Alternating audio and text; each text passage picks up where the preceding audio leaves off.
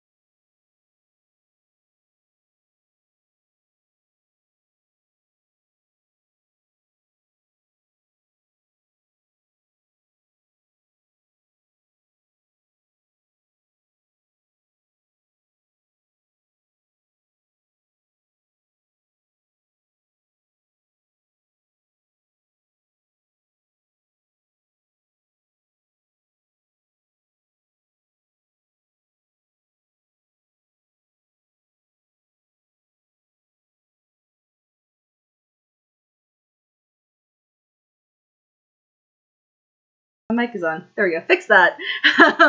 Just as I was like, oh, I guess everyone's sleeping, which is perfectly, honestly, fine. I was like, oh, I guess I'll just spend most of today doing grading. But we have been saved from, well, I'll still have to do grading later, which, honestly, grading is not that bad if you're the one making the assignments.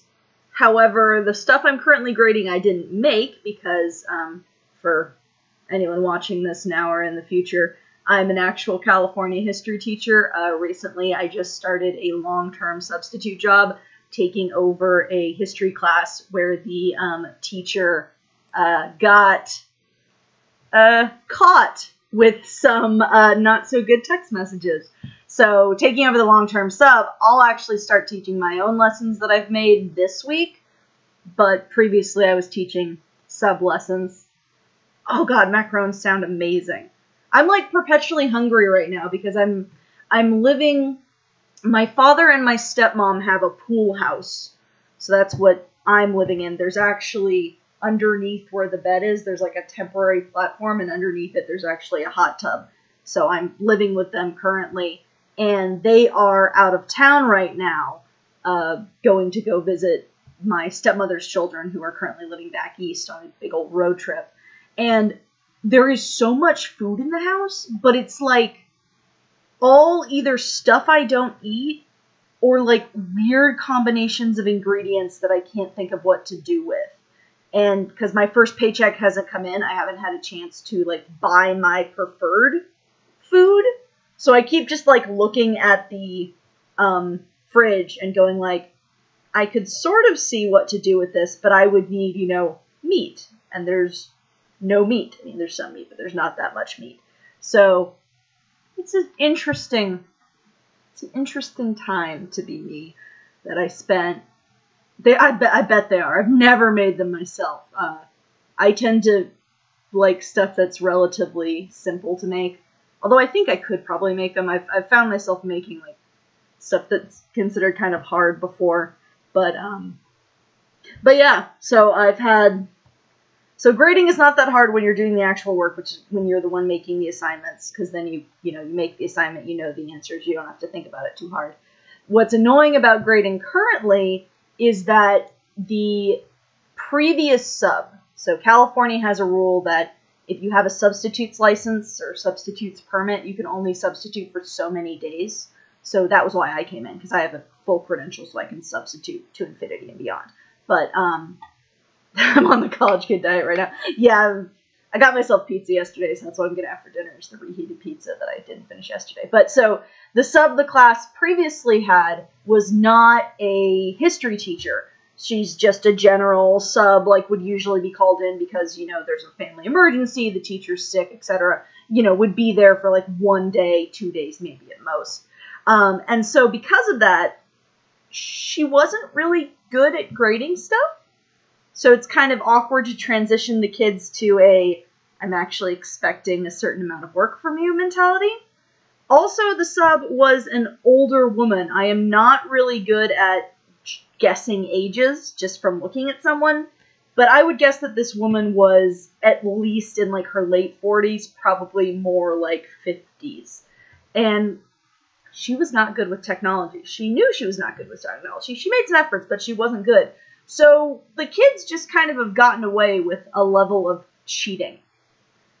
So she knew how to grade papers. It was more, she's not a history teacher, so she would kind of, when you're teaching history, there's like, you're technically right, and then you're the level of right that I want you to be, is the sort of way I can think of to explain it. So she would just kind of, accept answers that I would go, I'm going to give you half credit for that sort of thing, and the kids would get full credit. She was a really easy grader.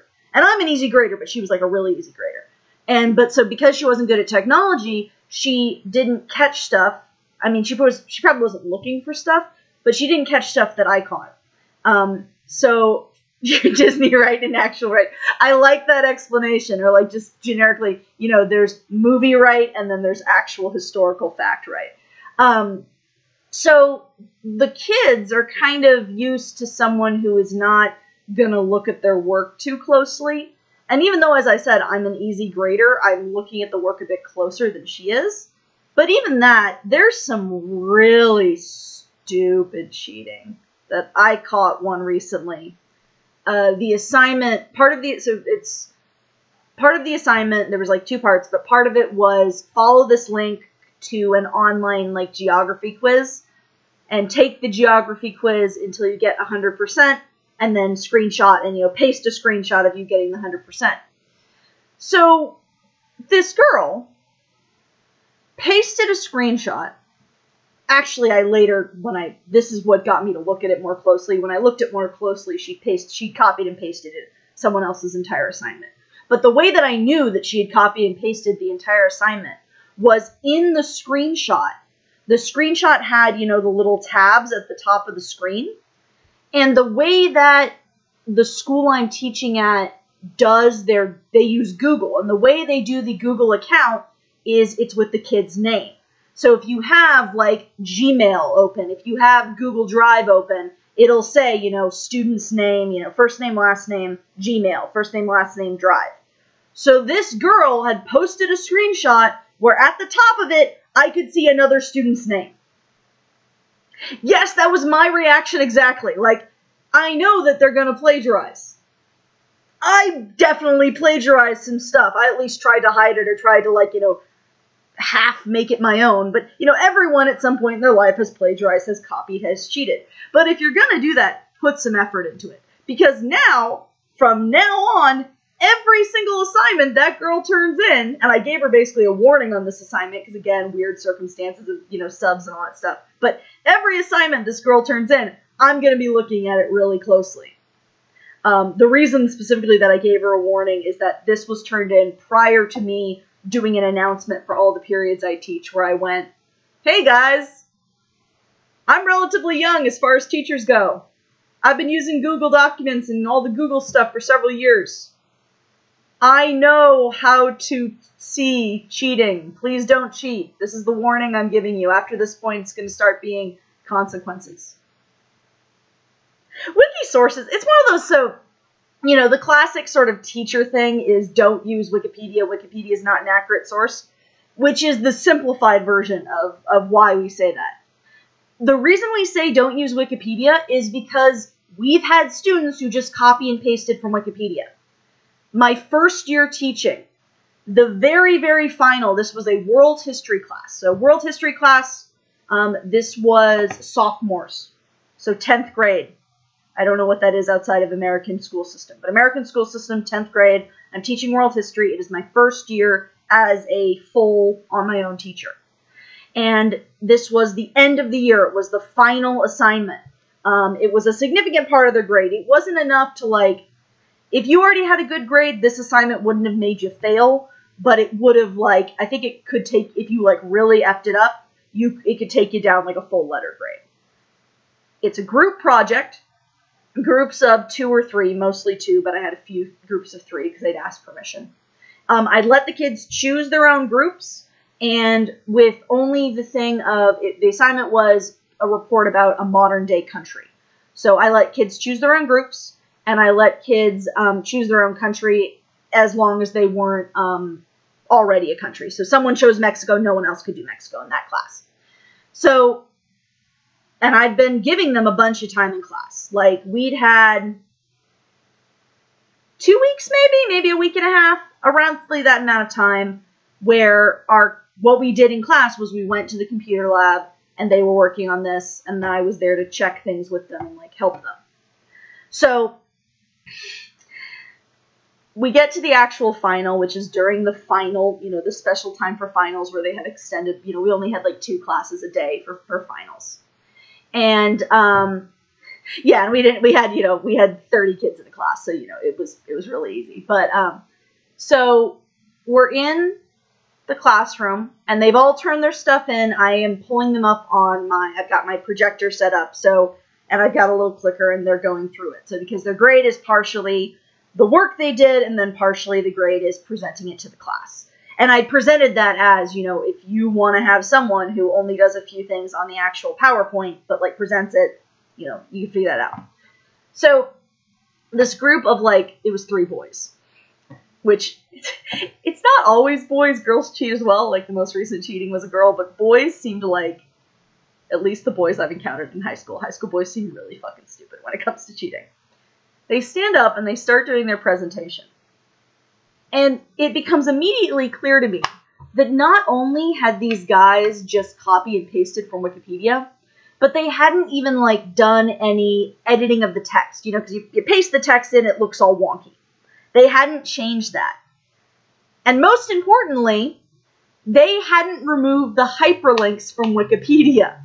You know how on Wikipedia it'll be like, da-da-da-da-da is a philosophy, and philosophy is all in blue, and you can click it and go there. They hadn't removed that. So I went, hey guys, pause.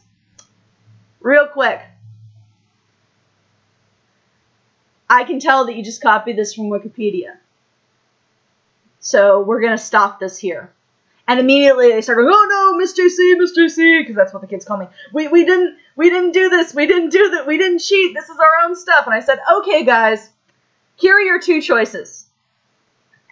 You can sit down, we can stop this, you sit down, you talk to me at lunch, and maybe we figure out a way that you can get some credit.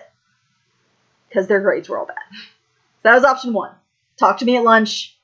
We'll figure out some workaround. You will suffer, but you will not get a horrible grade. Option number 2. I click on one of those blue words. Now, if I can't click on it, then we'll go back. We'll default to option 1. We're still going to stop. You're still going to see me at lunch. But if I click on it and it doesn't do anything, that's what's happening. However, if I click on it and it takes me to Wikipedia, you guys are getting 0s. Guess which option they chose? Which of those three options, where it's not death, not death, death? They chose option 2. I clicked on the blue word and it took me to Wikipedia. So yeah, cheating is stupid. It's always, yeah, with the girls, it's always like something intricate, like specifically like this girl right here.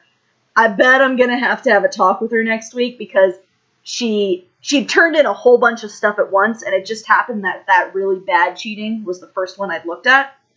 The later ones that I looked at, she'd at least tried to like rephrase the words, though she had originally copied and pasted them. So girls will do that. Again, in general, there's exceptions to everything. Girls will do that. They'll sort of try and hide the cheating. Boys will just like full on double down, like they're basically doing the equivalent of the sky is not blue. And I'm like, I'm gonna go outside. The sky's gonna be blue. You know?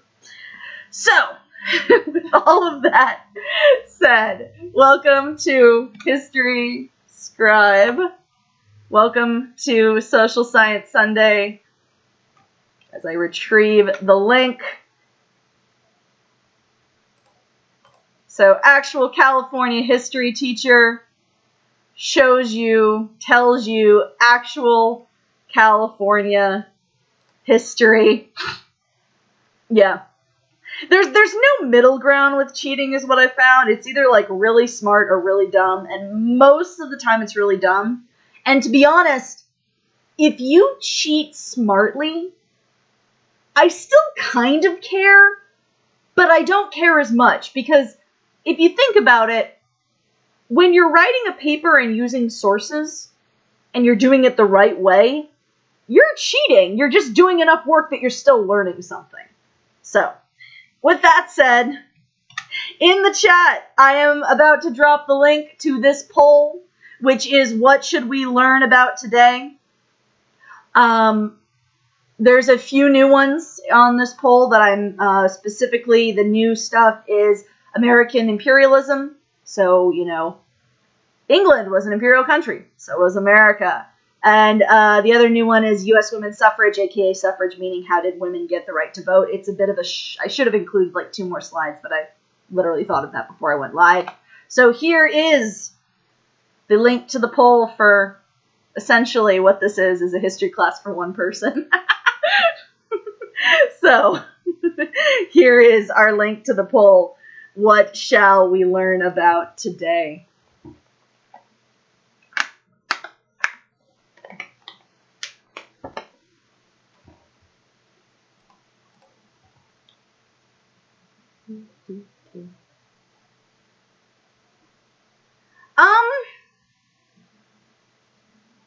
I know there's like a few movies, like the slides actually have a clip from one of the movies. There's a more recent one that I haven't actually seen.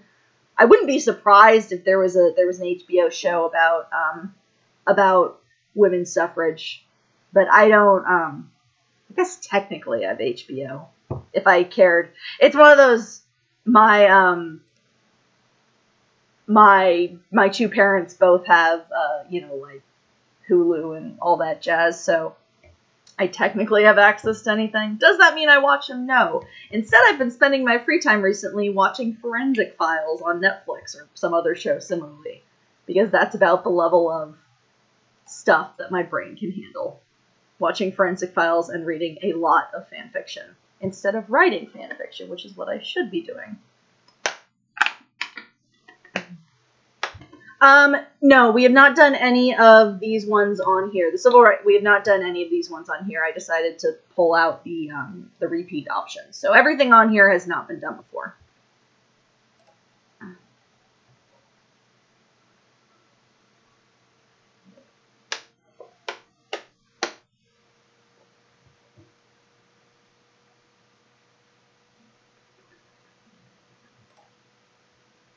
Okay, so our civil rights movement, which is, as I switch to this so I can get the stuff set up. So this is interesting because this is one of the stuff that, so we're going to be doing an overview of the U.S. civil rights movement, similar to when we previously did our Holocaust look. And as a reminder, all streams that I have are uploaded to the YouTube, which I just dropped in chat, and which I believe is also linked on my Twitch stuff and things like that. So the one that we're going to be doing is a rather long one, because it's similar to sort of the Holocaust overview that we did. This is essentially kind of designed to be an intro to the subject that we would spend we would have a unit when I'm actually teaching. I do as like a unit. So my computer very slowly opens everything. So a lot of the stuff here is, again, it's designed for high schoolers, so there's stuff that high schoolers don't know in there. There's stuff adults don't know in there as well, so don't feel bad if you're like, wait, what? And it's a little bit of like simplified history. It's a little bit of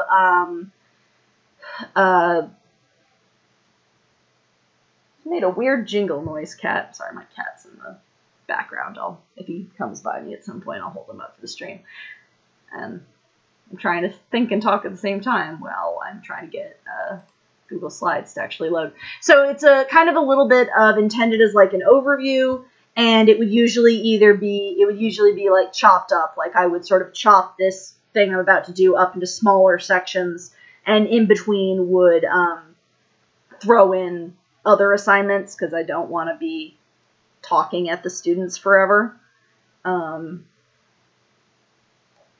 on. Interesting, I guess I don't know if it's interesting, but the slides I'm about to do as soon as my computer stops chugging along and opens them, were originally, the basis of them, the first draft of them, was actually something I made before I was an actual teacher. The basis of them was made when I was in the process of getting my teacher's credential, my official you can teach in California thing. As part of that, I had to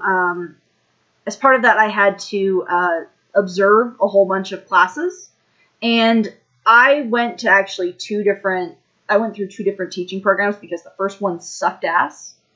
In my opinion, University of Laverne, I don't think they're very good. At least when I went through the program, it was really horrible. They were basic, like, the thing that sticks out most to me when I went through University of Laverne's program, which I eventually left and went to Bradman University's program. But University of Laverne essentially was giving me classroom management strategies meant for kindergartners. Yeah, it's one of those, that's the way to put it. That's the way I put it, and I hate putting it that way because it sounds like I'm the biggest asshole. But this University of Laverne was a program that was designed to be teaching people who had got their bachelor's from them. So we're in this class, and it's supposed to be a class for people who are looking for single subject credentials, which means that at the youngest, they're going to be teaching middle schoolers. So single subject equals mostly high school, some middle school. So we're in a class that's supposed to be about how you can teach. I think this one was focused on English language learners, people with disabilities, special needs, etc. But also just in general kind of a classroom management thing. And they were giving me the book that I had that I no longer have because I tossed it because it was worthless. Literally all of the strategies in there were designed for like under third grade. Like, in the textbook, it would say this, and, like, you know, occasionally there'd be a bit, like, you can modify this for older grades, but so much of it I was looking at, and I was like, if I use this with high schoolers, they're going to either just, like, laugh me out of the building or rebel or something, so as part of University of Laverne's program, they wanted me to observe one teacher for, I want to say it was, like, a month, like, I had to go, like, twice a week for not too long, but for a month, and they wanted me to teach one lesson. This guy was not a very good teacher, so he had kind of forgotten that he needed to cover the civil rights movement, so he kind of went like, hey, can you do a lesson that summarizes the entire civil rights movement in 2 days, and that's all we're going to do on the civil rights movement? And I was quietly horrified, but I did it. So I've since modified it, but I've got everything going. Yeah, it's one of those, like, sometimes there are some strategies that you can use with all ages, but in general, I found in teaching, and even when I was student teaching, I'd sort of found this, that if you treat high schoolers like they're high schoolers, and sort of maybe expect a little bit more of them, like sort of treat/expect them to be like their seniors in high school, they'll usually either, rise to the challenge. So, but again. So, finally got my computer, so we got over to the lesson as I get everything set up. So, again, the bare bones of this lesson was literally summarize 50, 60 years of slow progress in 2 days. Actually did not have to mention Cesar Chavez. That was covered at a different point in the textbook. I can't remember specifically when, but so this is primarily, it's focused on, I think at the end I threw in some stuff about other things, but this is primarily focused on sort of Martin Luther King approach to civil rights, with random other stuff, and with, at the beginning, a bit of review. So when we're talking about civil rights, when we're talking about prejudice, first thing we need to talk about is de facto and de jure segregation. So segregation, very simply, separating. And there's multiple types of segregation, but a lot of it can be boiled down to these two Latin phrases. So de facto, and of course, now my little cookie thing not working. Work, my mouse. There we go. I've got to click on it because it's being stubborn. De facto is Latin for concerning fact. And this is something that is true in practice or in actuality, even if there is no law. So, for example, well, I got my examples in a moment, but so de facto, it's true even if there's not a law. De jure is concerning law. So for de jure segregation, there has to be an actual law that is the reason for it. So, for example, when we see images like this of the white and the African-American colored water fountain, that is de facto segregation. There is no law saying that there has to be these two separate water fountains. There's no law saying that, if you're white, you have to use this one, and if you're not, you have to use this one. But, society, etc., makes it something that is true. There's no actual law, but there's like a social law. I don't know if that's a good phrase to use. Meanwhile, de jure, there's a law. So, for example, we have here a bus driver pointing to a sign at the top that says, North Carolina law, white patrons please seat from the front, colored patrons please seat from the rear, and no smoking. So, North Carolina, at whatever time this was taken, had an actual law that said that this had to be done. So, of these two types of segregation, they interact with each other in a lot of ways. Very often, there'll be some overlap, kind of. Or there will be, it might start out as de facto and become de jure. It might be de jure and become de facto. People versus spiritual social. I guess, I don't know. Partially, it's maybe that I haven't had enough coffee, but I look at that sentence and I can't quite parse it. But, and both of these have long-lasting consequences. So, for example, there used to be laws/regulations in place, and we'll talk about those later in the slides, dictating where African Americans could buy houses. Those are not laws anymore. They got struck down by, I think it's a civil rights movement of 1964 or something. I don't know. It's one of the civil rights movement laws. I'm forgetting which one specifically. But despite the fact that there's no law, it's kind of created this society in which that's where people can live. So, de facto and de jure segregation. Another reason that it's important to know these two differences is that your approach to fighting these two types of segregation is different. For de facto, you're changing people's minds. So, if you want to stop de facto segregation, you've got to change society, you've got to change, stuff like that. Yes, bathhouse raids, etc. De facto discrimination. That's a very good example. There was another really good example that I've forgotten. I had it. Maybe it'll come back later. De jure segregation, if you're going to fight that, it's more straightforward, I guess. I was about to say easier, but no, not easier. More straightforward. You have to change the law. So, de facto, you're going to be fighting to change what people think. So kind of, I think again, comparing it to LGBTQ, LGBTQ rights, acceptance, etc., de facto is changing how people perceive those who are LGBTQ, rest of, alphabet. And that's like, admittedly, Queer Eye has probably done a good job of that. That's why people advocate for more diverse roles on television, stuff like that, helps to change the society's mind. Whereas de jure is, fighting, like going up to the Supreme Court with marriage equality and stuff like that. So both are in place, not just in the South.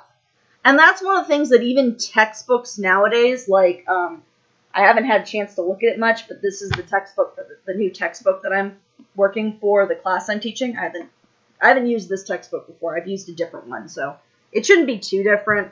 When you get down to it, most textbooks for high school are very much the same, just a little bit different. But a lot of textbooks will still portray the civil rights movement as something that happened in the South. It happened elsewhere. Yeah, there was a lot of it in the South, but it happened elsewhere. Yeah, that's good. Yeah, de facto resistance, making trap a taboo word. De jure resistance is getting sodomy decriminalized. Yes, that is a very good comparison. So, and a lot of de jure, by law segregation goes back to Plessy v. Ferguson, which was a Supreme Court case, pretty much. So in 1892, this gentleman here, Homer Plessy, was arrested for breaking Louisiana's Separate Car Act. This is for railroads, and it was Louisiana had a rule that on railroads, you had to have one car for white passengers and one car for colored passengers. This court case, because he sues on the basis of, I believe that the car he was riding went from one state to another, was how he got it up. But I could be wrong about that point. And to note, he had actually specifically been chosen because he was mixed race and kind of looked mixed race. So they had specifically chosen. This wasn't just like a randomly he went to the wrong car. He specifically did this in the hopes that they could get it to the Supreme Court and get the rule struck down. The problem is that by 1896, when the court case gets to the Supreme Court does not decide the way that we would want them to decide. The Supreme Court ruled that racial segregation in public facilities was legal as long as the facilities were separate but equal. And that becomes the big buzzwords of de jure segregation. Separate but equal. So the theory is if you have one car for white people and one car for not white people and they're exactly the same, you're good according to the Supreme Court. The problem, as most people can guess, is that it wasn't ever that way. There was the car for, the white people and the really shitty car for everybody else. So Plessy v. Ferguson, however, it's law. So they're going to eventually challenge it. The kind of good thing about Plessy v. Ferguson is we did have that facilities are separate but equal. So there was that sort of caveat that they have to be this. A trail case? Did you misspell that, or is that just something I don't know?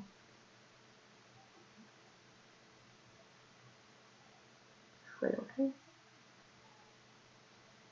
I don't think I've heard that phrase before unless you misspelled trail case. I don't think I've heard that phrase before unless you misspelled it.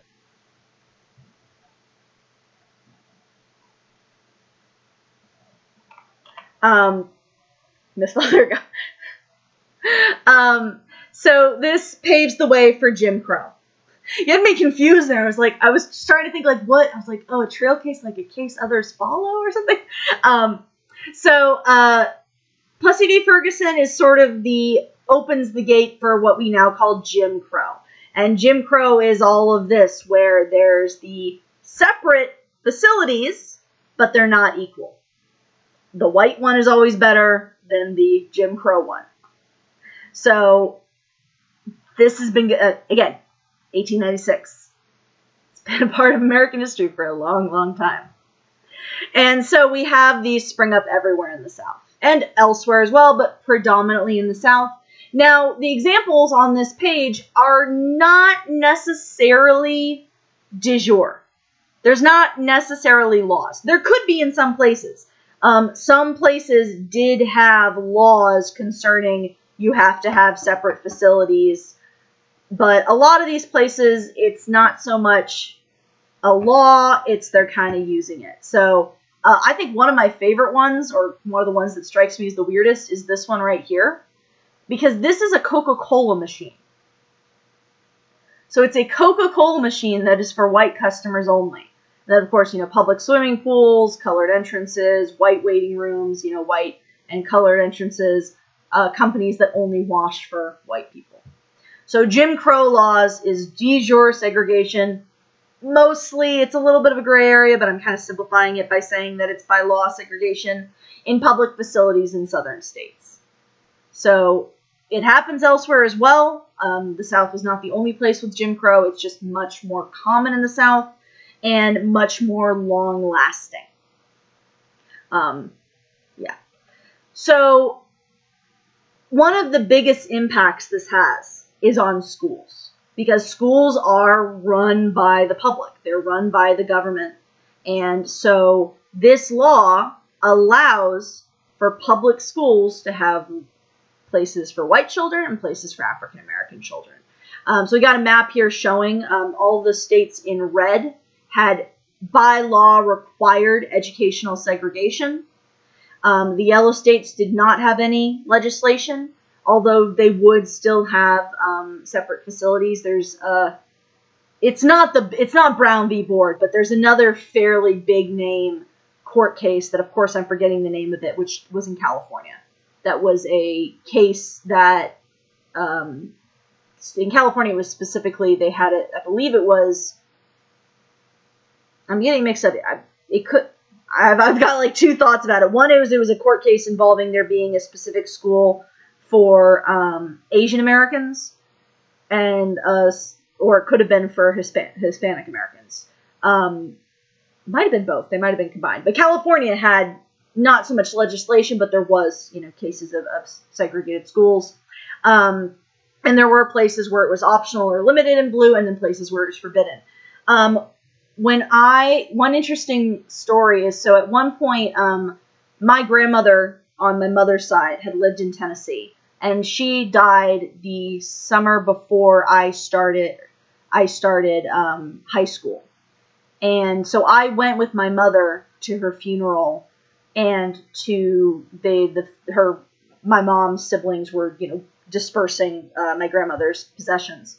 And so my mother had gotten my grandmother's car.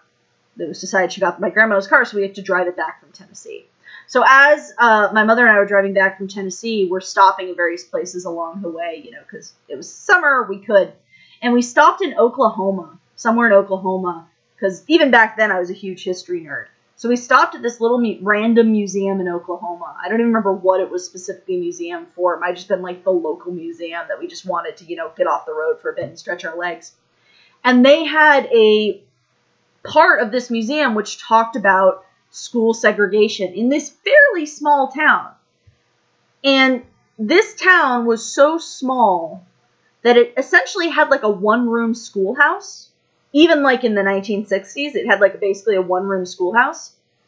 And they had one African-American student. So, class of something like, I think maybe, 20 to 30 kids, one African-American student. And because this town is so small, and because it's required that there's segregation, they needed to have some sort of segregation for this one student. But they're not going to spend the money to make an entire separate school for one student. So what they did is they had one seat in the back that had a little colored label. So the way they did mandatory segregation is they had the one African-American kid in the back in a specific seat, which is just like, I remember that blowing my mind when I was in, again, this is pre-high school me. So again, this is a big problem because, as I think most people know, good education opens a lot of doors. Even a crappy education, as long as you finish it, opens a lot of doors. There are some pretty stupid people out there with bachelor's degrees and even higher that are not worth the paper they're printed on, and they've used those to get good jobs. So you have this situation where you would have, African-American children in a school that just objectively sucks. So, this is, a later commentary on that of, city versus suburbs. So this issue of school funding is one that is still really important. One of the big reasons is that most, if not all, but I think it's most states, the way that they determine funding is off of property taxes. And it's not property taxes at a specific, it's your area. The area that this school teaches, what are the property taxes? And that's going to determine how much money the school gets. So you will have places that have a lot of students and have really low property taxes, whereas you'll have, out in the suburbs, not as many students and much higher property taxes. It's really annoying that there are schools that can literally afford really stupid bells and whistles. There are schools that can afford really stupid bells and whistles, whereas the school that I was teaching at, my first year teaching, was in the city. It was in technically like the suburbs of Oakland, but the suburbs of Oakland as in another city that's next to Oakland. So this was an inner city school, predominantly African-American and Hispanic population, also a significant Asian population because San Francisco has a high Asian population all around that area. And it was horribly funded. Horribly funded. Some examples, let's see, what are some examples? They didn't have, there's a whole bunch of, they didn't have air conditioning in any of the rooms except for the portables, because the portables came with air conditioning. So there used to be a joke among the teachers. The joke among the teachers was, "Hey man, what did you do to get a portable? Like who did you take to dinner? Who did you show a good time to get a portable?" Even in the portables, they would try and do stuff like one of the cost saving measures they done in the portables is they had set the air conditioning so that it would only come on at a specific temperature, and a pretty high temperature at that. Like, I think they'd set it as high as that. Like, it had come with a thing that said if the temperature hits this, it'll turn on, and they'd set that temperature as high as it could go. So the teachers out in the portables, they got heating pads like you'd use if you have a leg cramp or something, and they would put a little push pin in the wall so they could hang the heating pad over the sensor and trick the sensor into turning on. The school, one of the days when I was teaching at this school, a window broke. There was a little ledge near the window that a student hopped up and sat on, and he was wearing a backpack, so it just broke the mirror behind him. And that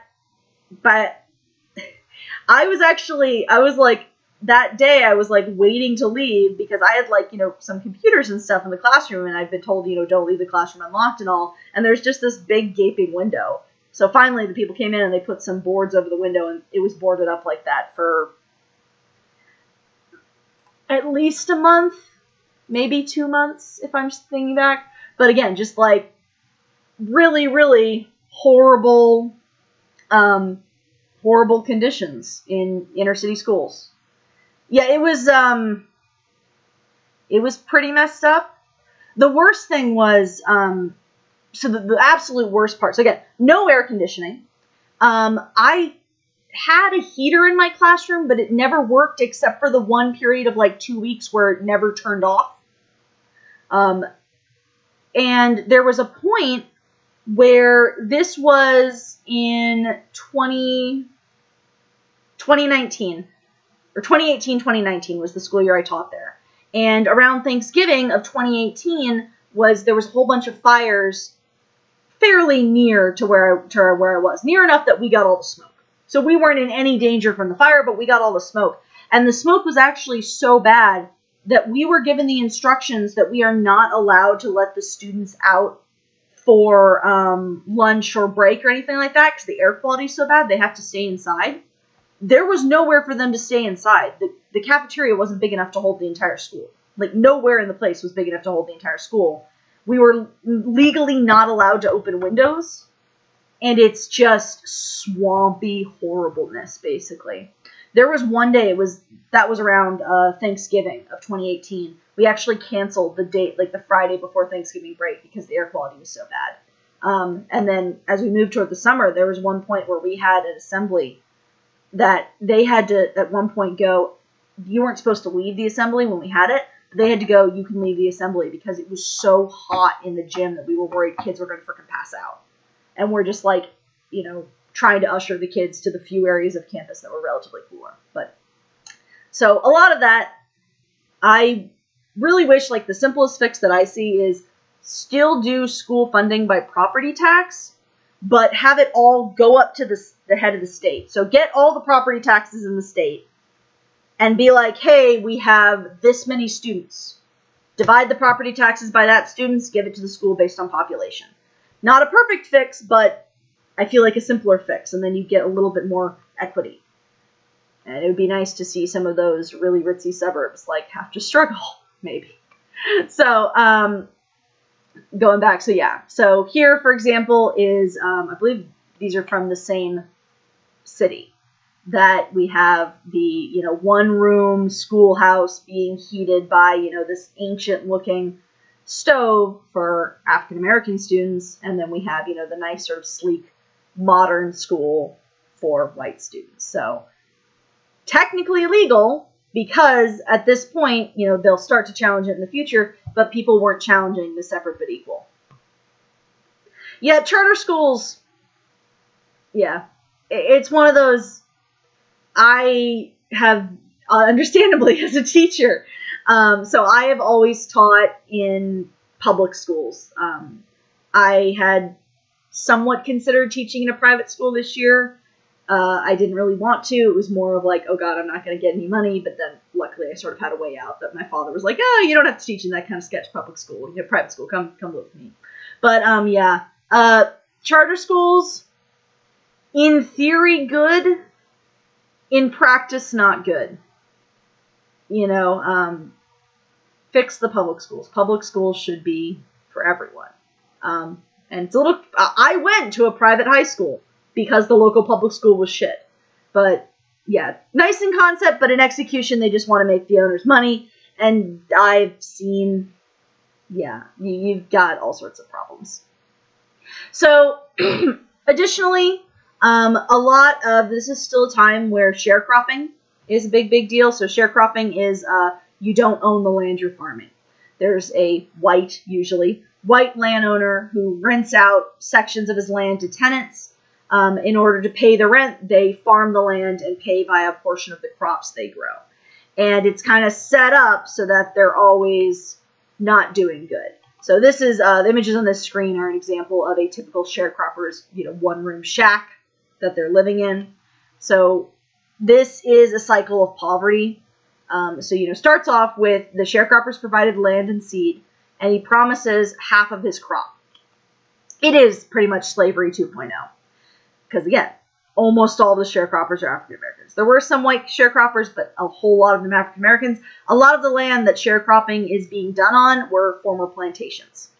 So it gets especially insidious because often the person owning the land would be the only place to buy anything you needed. So in this example, food and clothing. And you're purchasing that on credit.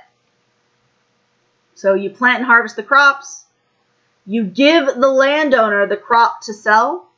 And the sharecropper gets half of the earnings minus the cost of his purchases for the year. But you're relying upon the sharecropper to be any sort of decent.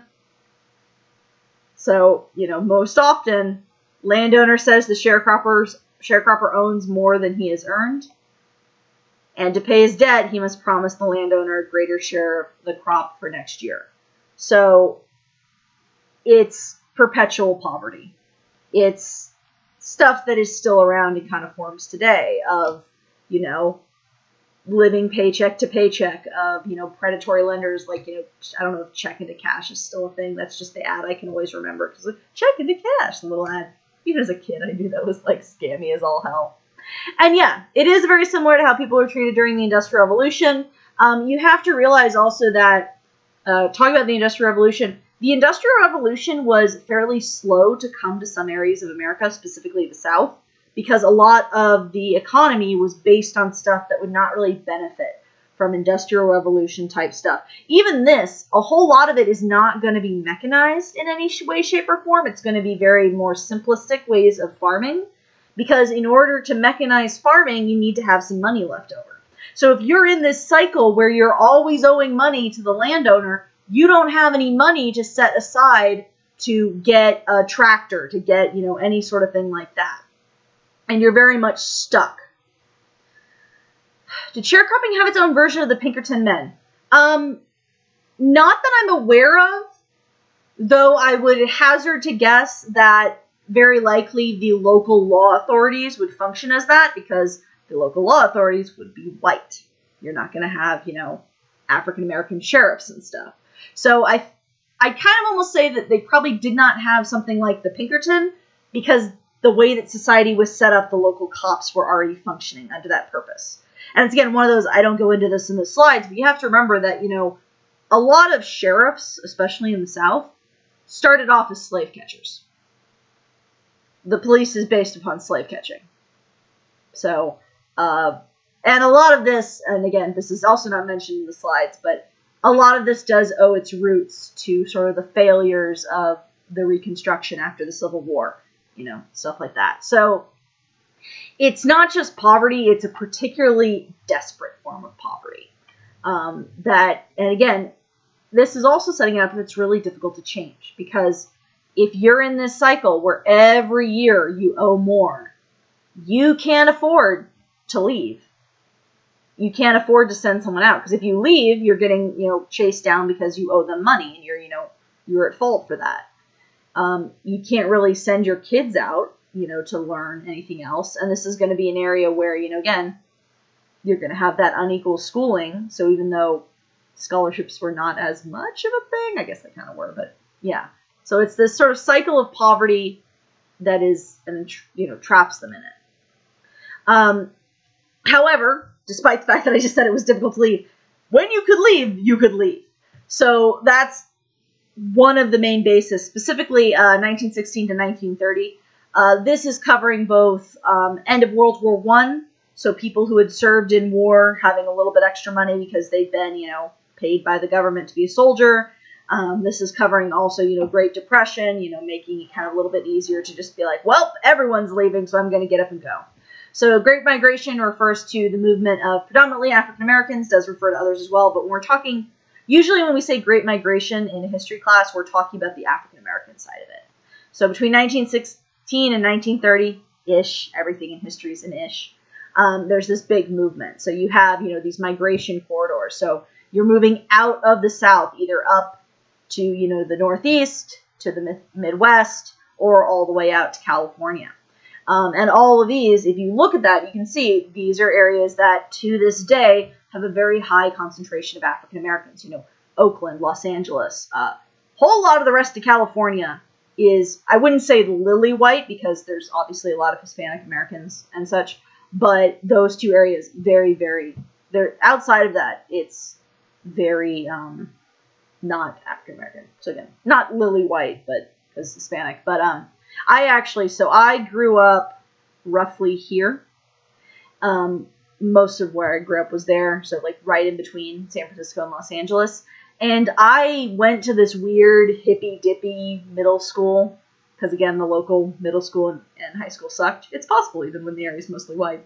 But I went to this really hippy-dippy middle school where apparently one of the teachers had just come back from living in the South because she'd realized when her son was like 7 that he didn't have any African American friends. So she decided to move to the South. It was a weird school. We couldn't bring anything in our lunches that had sugar in the first 5 ingredients. It was a weird school. I've been to a lot. My education is just like a lot of weird schools. So there's this massive movement, but even though there's this massive movement, San Luis Obispo. So Central Coast, San Luis Obispo was where brief biography of me. I was born in Stamford, Connecticut. When I was 5 years old, my family moved out to San Luis Obispo, and I roughly grew up there. I did go to a private school that was a bit farther south, and then I did go to Massachusetts for college. But most of my time has been California.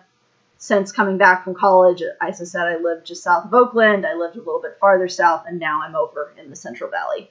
But San Luis Obispo, which at one point was, according to, I want to say it was like Oprah or something. At one point, according to Oprah, it was like the happiest town in the world. Which is interesting because right when my family literally moved to town, and like right after we moved to town, it was like, oh shit, there's a serial killer in this town. Oh shit, a college girl went missing, and we're pretty sure that we're never going to be able to convict the guy that everyone thinks killed her because the police fucked things up. Yeah, my life is a whole bunch of weird random shit. Anyway, so there's massive movement, but there's a huge African American population in the South. So even though this is a huge gaggle of lesbians, nice. I went to an all women's college, so that was pretty much the way it was described, was gaggle of lesbians. Yeah, going to an all women's college was a trip and a half because so as I said, like I went to a private high school. The private high school I went to had 3 groups of people. There were the Asian exchange students. There were the kids like me who were there on a scholarship. And then there was the big majority of kids at the school were kids who had dropped out, flunked out, failed out, gone to rehab, been asked to leave, etc., from other public schools. So the other private schools. So the private school I went to, the majority of the students were rich kids that this was their last chance to actually graduate high school without really extreme measures being taken. Again, I was not one of those. I was one of the scholarship kids that sort of kept the school looking good. But as an example of how weird the private high school I went to was, the private high school I went to literally went to Africa to recruit soccer players for our high school soccer team. They were all great kids because they all knew, like, this is my chance to get into a good education and get into an American university. But like the school dressed it up, but literally it was, you are here to play soccer for us. And it was so messed up. Like it was one of those I remember learning about, getting to the section of my high school history class that talked about the civil rights movement and just being weirded out by this. But yeah. Yes, exactly. Yes. I think it was just the school was desperate for something to be, they've since apparently cleaned up their act a little bit, but it was super messed up. Like, this was also a school that it was like, it prided itself on, it had a learning skills program for kids with, various attention. Most of the kids were attention deficit disorder, ADHD, but also, any of the various, dyscalculia, dysgraphia, etc. So this was a school that specifically was supposed to pride itself on, we have this really great program for kids who have special learning needs. We're really great for them. And it wasn't. I went through the entire school without them ever being like, oh, hey, literally the first week of college, one of my professors in, I didn't go to a big college, but in still a fairly large class, came up to me and was like, hey, have you ever gotten tested for learning disabilities? Because I think you might have this specific one. And here's the information for getting a meeting to see if you do with the program on campus. And so I went to 4 years of that private school where they had, advisors who had groups of 5 kids that they were supposed to be super focused on, and they never realized. I'm still salty about that school. So, Great Migration, over 6 million African Americans leave farms in the South for cities in the North, and it's just this desperate to get to a better way of life. The problem is, as I mentioned, racial prejudice and segregation are not just located in the South. They exist other places as well. So when they're moving, they're being limited to all black neighborhoods, and the competition is resented. So African Americans at this point are the Hispanic Americans of today. There were people back there rallying of like, oh my God, all these African Americans are going to be taking all of our jobs. So history repeats itself again and again and again. There were very frequent outbreaks of violence. In general, it's bad everywhere, but it's generally less bad in the North. And this is something, this idea of everywhere sucks, but it's slightly better here. That's very common. I was telling, the other day, I was telling my history student, my current students, I was like, history is a long, long line of, this is horribly racist. Let's get a little bit less racist. Doesn't always work out, but sort of. This is some element of it, and a lot of that. So the stereotype of African Americans eating fried chicken and watermelons. There's multiple sources for that.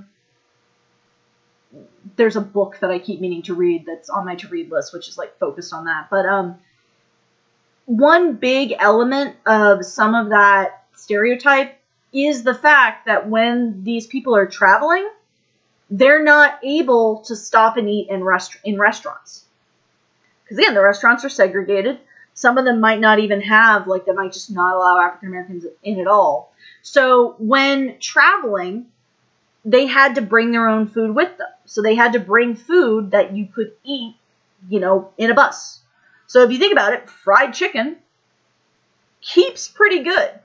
And you can, you know, you can put it in like a box, eat it cold. Watermelons, you know, same thing. Again, it's, you know, self-contained until you cut it up. But there's other stuff as well.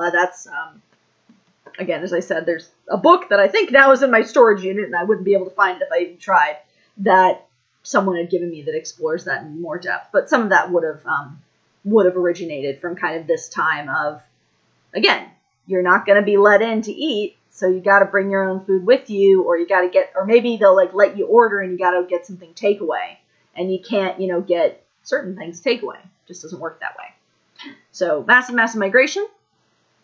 And moving forward a little bit, sort of skipping over the Great Depression, which was horrible everywhere, but would have been also horrible for African Americans as well. World War II really, really starts to get things changing. Because World War II helps on two fronts. There's a demand for soldiers, which means that there is a shortage of white male laborers. So a lot of jobs which had not previously been willing to hire African Americans, Latinos, and women, and wow, that's a great typo. Always nice to find typos in my slides. That should be Latinos. World War II, yeah, it's a blessing in disguise for civil rights and for the economy. Not even in disguise for the economy. War is good for business. Capitalism likes war.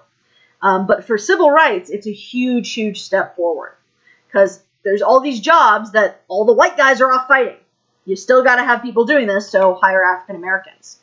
Also, you still need more soldiers. So somewhere around 700,000 African Americans served in the armed forces in World War II. I particularly like this one of, you know, little mortar shells with Easter eggs for Hitler. And during this point in time, the armed forces ended the practice of keeping African Americans out of combat. In World War I, African Americans had largely been excluded from combat, and they had been limited to supporting roles, stuff like driving trucks that are supplies and things like that. Yeah, capitalism likes war was something anime taught us, yeah. So African Americans are engaged in combat, and they're proving themselves on the field. It's still predominantly, but not exclusively, I think there were some mixed units, but a lot of them are not mixed. But the service that is performed in war by African Americans is a really good, what is the word I want for this? It's a really good, like, thing to throw in the face of people saying that African Americans don't deserve this or that. So civil rights organizations are like, hey, we are fighting to protect you. We are literally dying for this country. Could you please stop being so horrible to us? So the World War II is used as a way, as kind of ammunition, to fight for African American voting rights, because yes, they have the right to vote, but again, as it sadly is today, there's a lot of discriminatory stuff in place, and we'll have some examples of that later in the slides. It's also used to challenge Jim Crow laws. And during World War II, in order to keep the war industry running, Franklin Delano Roosevelt, President FDR, issues a presidential directive which prohibits racial discrimination by all federal agencies and all war work. Yeah, if I can carry a rifle for Uncle Sam, I should be able to carry milk for Joe. So World War II is one of the few examples of, like, in general, I'm not a fan of war, I'm not a fan of the army, but World War II, like, provides a lot of, yes, that's a good thing. As much as World War II is horrible. But horrible stuff still exists. Because after fighting in World War II, African American soldiers are coming home to stuff like this. So this here's Emmett Till. He was an African American boy who lived with his mother, Mamie Till, in Chicago, Illinois. So his family had come up as part of that Great Migration. But they still had relatives in Mississippi, specifically a little town called Money, Mississippi. And in August of 1995, Emmett Till went down to Money, Mississippi to visit his relatives for the summer, pretty much. On August 24th, he went to this local grocery store where, according to some, he whistled at a white woman. Just whistled. I can't whistle, or I'd whistle here, but whistled at a white woman. On August 28th, these two men down here, J.W. Millam and Roy Bryant, one of whom was the husband of that white woman, I forget which one, took Till from his great-uncle's house in the middle of the night, beat him, shot him, and dumped his body in the Tallahatchie River. He was 14 years old. The body is sent to Chicago, Illinois, to his mother, and Mamie Till had to fight to get them to open the casket. It was a closed casket that she received, and at first no one was willing to open it for her. But eventually, she got someone to open it, and after seeing what they'd done to her son, she insisted on a public funeral with an open casket. Over 50,000 mourners attended. In the aftermath, an all-white jury found both men not guilty. They were guilty of sin. The reason we know this, apart from just the, apart from the description of the great uncle of who came to get to grab Emmett, they later confessed to the murder in an article for Look magazine. And as part of being interviewed by that magazine, they were paid $4,500. I believe it's each for their participation in the article. So those two men killed a 14-year-old boy horribly, got off scot-free, were basically paid for doing so, and to this day continue to be heroes to certain horrible, horrible groups. So I had to check because I forgot some of my slides. So this is a picture taken at the funeral. So again, Mamie Till and various photos of her son and her son. I'm about to show you a picture of Emmett Till's body. If you do not wish to look at that, look away, close your eyes. I will verbally say when it is off the screen. So this is what they did to Emmett Till. And that's after, like, some attempts at reconstruction on the part of the funeral home. And this is, as I said, this is a huge moment because she insists on people seeing what happened to her son. So again, people are allowed to file by. There's a glass top in the coffin so that they can look in. And even this photo of what had happened to Emmett Till is put on the, like, cover, I think. It might have been inside, but it was on, like, predominantly placed in a African American magazine. Yeah. They beat him to death, and it's not pretty. So, images off the screen. If you did not want to look at it, the image is off the screen. So, here we have Emmett Till's mother weeping over the body of her son. And on the other side, we have Emmett Till's murderers rejoicing with their wives after they're let off scot-free. Again, one of those two women, I can't remember which one, I don't really care to remember which one, was the woman who Emmett Till had supposedly whistled at. And I say supposedly whistled at because that was kind of the account that was given. There's been different accounts given. There's been some accounts that say he said something like, "Hey, baby," but yeah, this is America. Huzzah.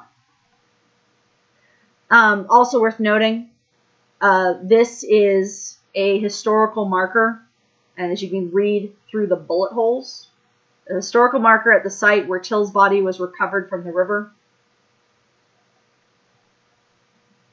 And yeah, those are not, that's not an accident that it's shot up like that.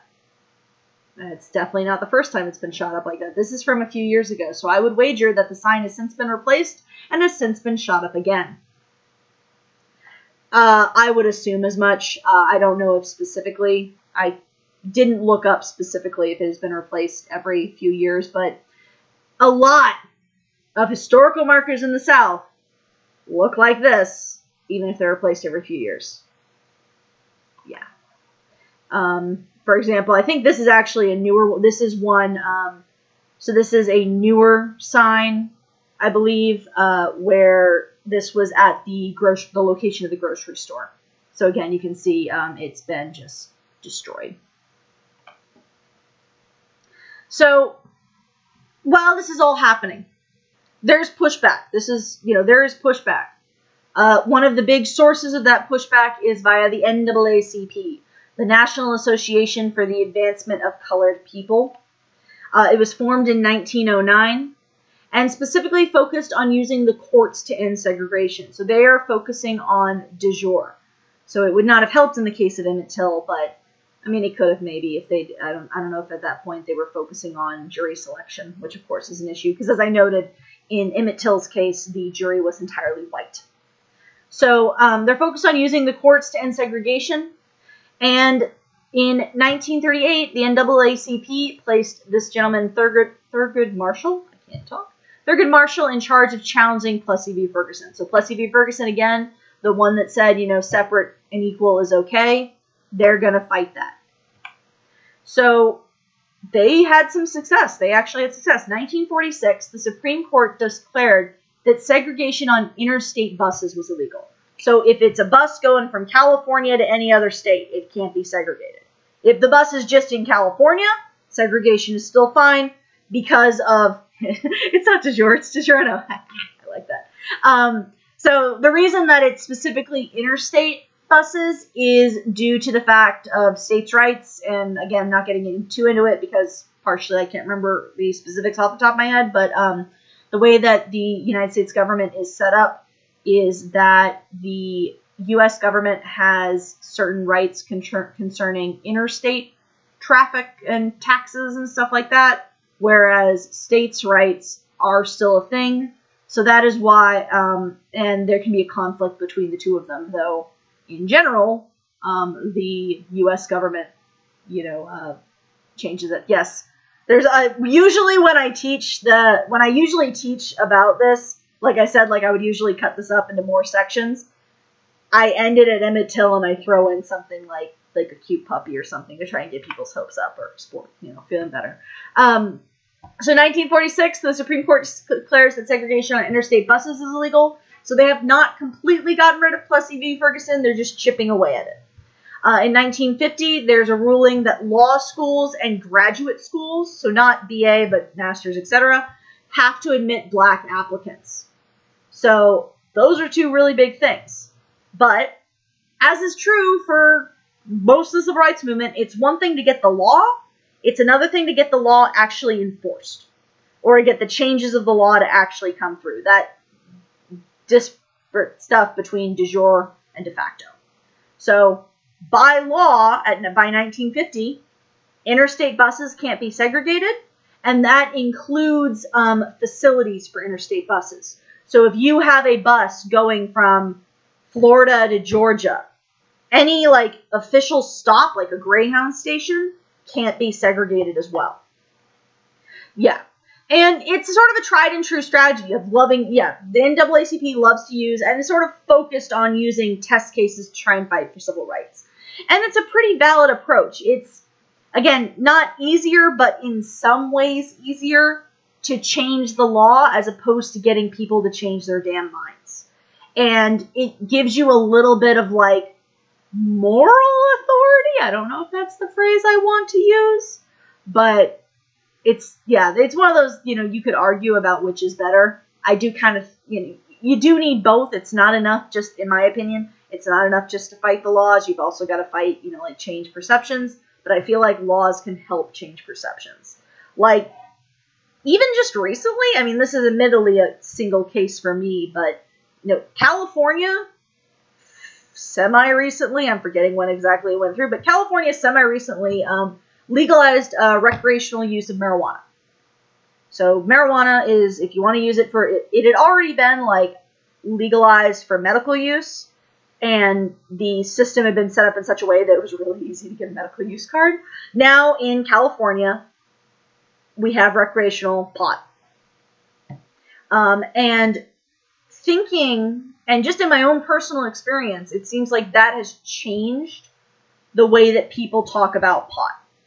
The fact that it is legal seems to have changed the way that they talk about it. Yeah, and some jobs still prohibit it. There's an interesting, like, I'm half remembering an article I read a while ago talking about how there's technically, like, jobs can't prohibit it in certain ways, etc. But it does seem like the way that pot is talked about now is different than the way I can remember it being talked about before. And that's because of a change in the law. So, yes. And so, of course, the big law case when it comes to dismantling Plessy versus Ferguson is, of course, Brown v. Board of Education. So this goes to the way to the Supreme Court, but it starts out in Topeka, Kansas. In 1951, a lawsuit is filed by 13 parents on behalf of their 20 children. Yeah, but there's a difference between, so like that's perfectly understandable. But there's a difference between, it's like alcohol. It's like, yeah, I don't want, if I'm having surgery done on me or if I'm having someone chop me up for whatever reason, I don't want you drunk. At home, it's your own damn business. So I kind of, my personal belief is that it should be kind of legislated the same way that alcohol is legislated. Is that if you're not high on the clock, not drunk on the clock, and you're not, drunk driving, knocking people over, etc., I don't care. Bodily autonomy. Do what you want. So they file a lawsuit on behalf of their children. The lawsuit is specifically named. So Brown in the lawsuit is for this lovely little girl here, Olivia Brown, or Olive Brown. Let me say Olivia instead of Olive. Olive Brown. Her daughter, Linda, the little girl pictured. Linda Brown had to walk 6 blocks and take a bus for 1 mile to reach the city's black school. The city's white school was only 7 blocks from her home. So it would have been quicker and easier for her to go to the white school, but because she's African American, she has to go to the school that's all the way out of the way. So in 1953, the Supreme Court unanimously, which is always crazy when that happens, unanimously, the Supreme Court votes that separate educational facilities are inherently unequal. So the Supreme Court says, the Supreme Court says that that separate but equal is a myth. The Supreme Court is going, you can't have things that are separate and equal. It's saying, no matter what, there's always a difference. So this overturns Plessy v. Ferguson. So here is Linda and her daughter celebrating this banning of separate but equal. So it overturns Plessy v. Ferguson. And it means that schools are required to allow black students to attend white public schools. So this is going to shift. So again, we've got the law changed. Now we have to get the law to actually be followed.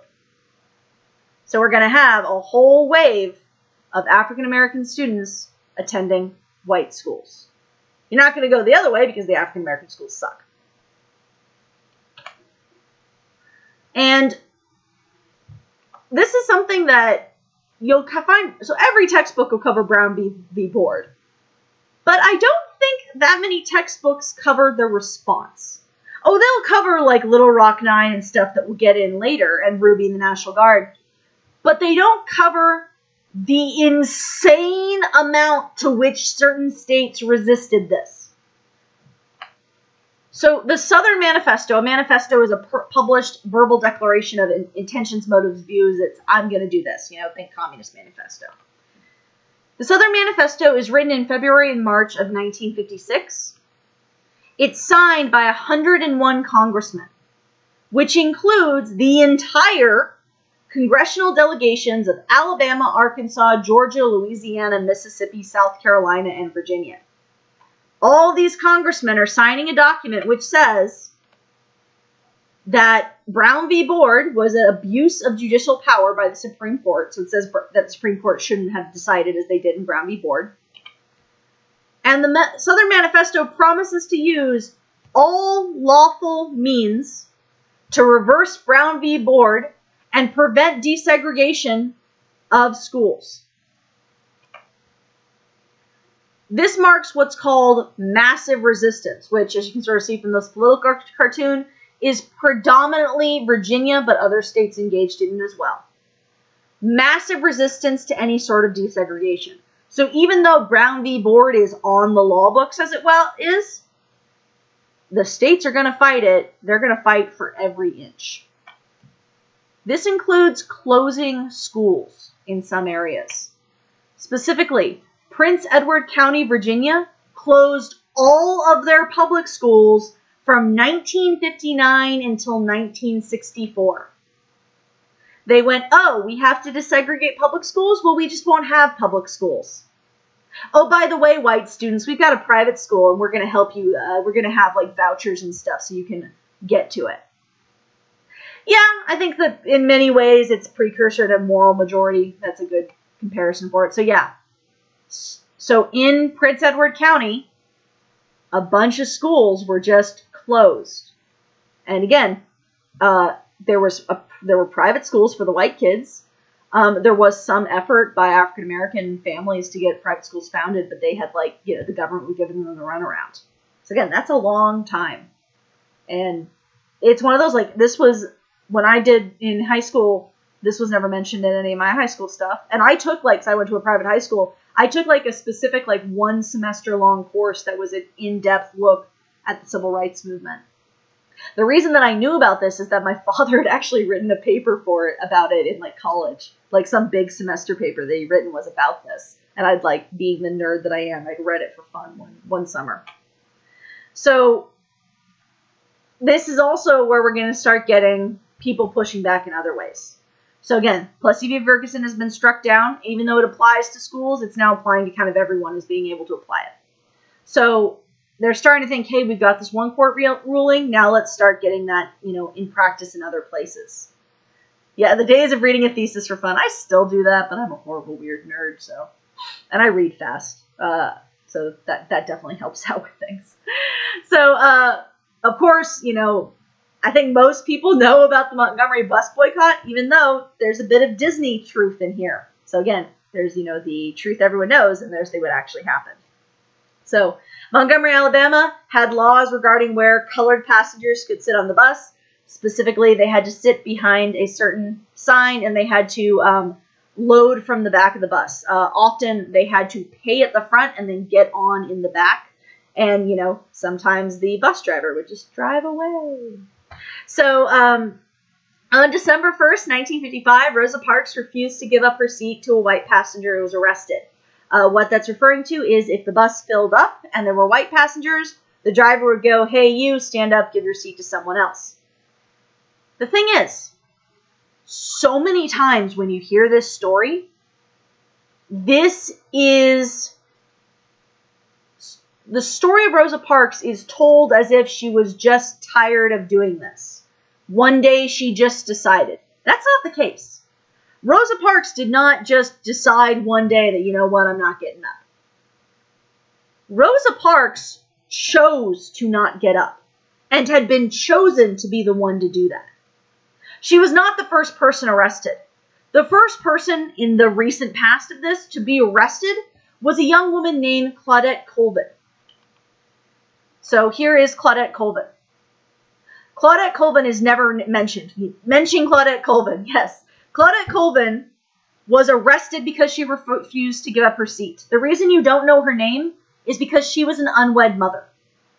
She was an unwed mother and a teenager. And the local African American community had the idea of protesting. And they specifically chose Rosa Parks because Rosa Parks was this older, respected woman. So she makes a better front runner. She is still brave. I'm not discounting what Rosa Parks did, but I think that you should mention Claudette Colvin. So she's arrested because she refuses to give up her seat. And again, this is a plan. So the way that the story of Rosa Parks is told is as if it's something that just spontaneously happened. It was planned in advance. The plan, it was literally like, this is a bus route that's really busy. If you get on here, you will most likely be asked to give up your seat to a white person. So just don't, and we'll get things started. So on December 2nd, the African American community begins a boycott of the city buses. And again, it is highly organized. The reason it will eventually work is because it's organized. They set up a system of carpools. If not everyone had a car, but those who did would help out. Black taxi drivers would charge just 10 cents a ride, which was the same as the bus fare, to help support the boycott. And even white women joined in, mostly because the white women wanted their domestic servants to come to work. The white women didn't want to clean their own houses. So they would give their servants, who are colored, who are African American, a ride to work or a ride home. There's actually editorials from the time that say basically, oh, if only the white woman would stop helping them out, this would be done. So because they're organized, the boycott is extremely effective. African Americans were a significant portion of those using the buses in Montgomery. So the city transit starts to lose a lot of money.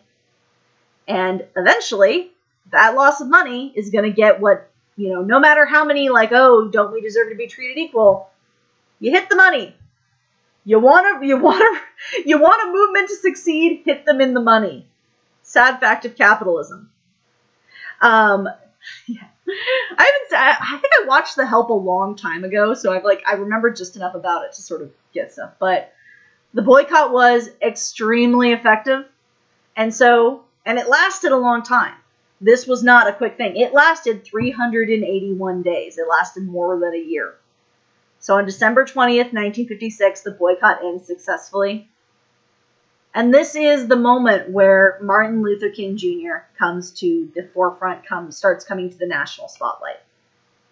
So Martin Luther King had received a doctorate in theology from Boston University, and he was the pastor of Dexter Avenue Baptist Church in Montgomery, Alabama at the time of the boycott. He becomes famous because of this. He's appointed leader of the boycott by other black ministers and community leaders, that they're using the systems that are already in place to help them organize. He's only 25 years old at the time that he starts running things. And of course, Martin Luther King is essentially the face, for better or worse, Martin Luther King is the face of the civil rights movement in the United States. And there's good things to say about that, there's bad things to say about that. Just like there's good things and bad things to say about Martin Luther King Jr. I believe I've read that as well, that he didn't want to be a leader at first, but he became, and he was pretty darn good at being a leader. So some of the stuff he does, there's a whole lot of things, but in 1957, he helps form the Southern Christian Leadership Conference, or the SCLC, which will be one of the big organizing groups in the civil rights movement. And he's an advocate for nonviolence, so he organizes nonviolent protests all over the South, including, most notably, the 1963 March on Washington, and he receives the Nobel Peace Prize the following year. Now, nonviolent resistance and civil disobedience are two big tactics, but they're usually talked about together. Yes, the FBI, CIA hated him. I can't remember if we have slides about that in here or not. So nonviolent resistance, of course, is you just don't use violence. So, you're walking, you're marching, you're not fighting. You're, turning the other cheek. Whereas civil disobedience is you refuse to obey an unjust law, demand, or command. So, the law says you can't be here on this bus. You disobey it. And there's definitely, these are definitely good ways to protest. I think the big problem with the civil rights movement in general, and specifically the civil rights movement kind of under Martin Luther King, is the fact that whenever we use any different kind of protest, we get talked down. That this has been sort of almost enshrined as the way you should protest. Where, yes, it's a good form of protest, but in my personal opinion, sometimes you need to be violent. If the Nazis are killing all the Jewish people, sometimes you need to shoot a Nazi. If the Nazis, after losing World War II, are around and causing shit, in my personal opinion, sometimes you just need to punch a Nazi. And that's patriotic, in my opinion, again. So go ahead, punch a Nazi in Minecraft. Not advocating, but don't want to. But it's one of those, again, it's so much focus goes to nonviolence and to, oh, why aren't you acting like Martin Luther King? That it's kind of harmful. So, and so we start seeing desegregation. So following the NAACP's Brown v. Board, the NAACP starts registering black students in white schools. When this is done, this again is a whole bunch of the civil rights movement presented as this just happened. In reality, very carefully planned. Anytime there was a desegregation movement, they focused very intently on which students they were going to use. So every time they would choose, a family that was as free from kind of like scrutiny. So they're always going to pick like sort of nuclear family options. They're always going to pick students who are, they're always going to pick students who are, academically very good. Yeah. Violent, MLK has different quotes that you can find about, sometimes you need violence, if all else fails. So one of the big examples, which I've actually been there, again, when I was driving cross country with my mother, we were like, hey, wait, we're in Little Rock, Arkansas. We need to stop at, we need to stop and look at the Central High. I think it's still in use, I believe, as their high school. So in Little Rock, Arkansas, they decided to integrate the Little Rock Central High in 1957 by registering 9 black students. So these are the members of the Little Rock Nine: Ernest Green, Elizabeth Eckford, Jefferson Thomas, Terrence Roberts, Carlotta Walls Lanier, Minnie Jean Brown, Gloria Ray Colmack, Thelma Mothershed, and Mildo Patilabez. And I probably mangled a bunch of those names, and I feel horrible, but our beloved Little Rock Nine. So they were all chosen for having really good academics. There was a mix of years. I believe just one of them was a senior. I don't think any of them were freshmen. I think they had sophomores, juniors, and like one of them was a senior, but there's a mix. So again, they're being picked specifically because they're very good students. They're from like very, sort of non-scandalous families, I guess is the way I'll put that. And so there's this integration effort.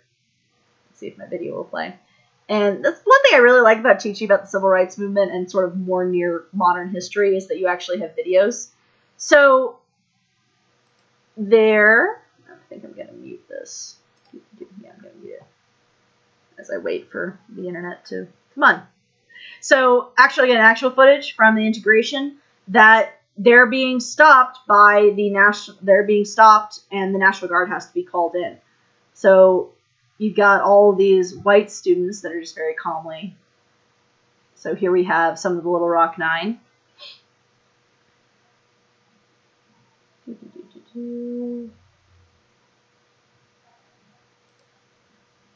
And again, they're being stopped. Let's see if audio works. The school with these people who had come in from other parts of the state, other states. There were license plates from all other states that were there, people who had come in and were outside our school. The 8 children and the adults with them were turned away by the National Guard.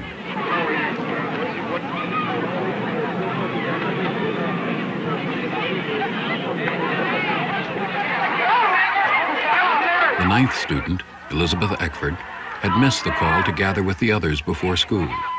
Elizabeth Eckford walked alone. I just have to say, Elizabeth Eckford, I respect this woman. Because again, so she missed all the other students had gone together. There had been a call like before school, like, hey, we're all going to go together to make sure, to strengthen numbers.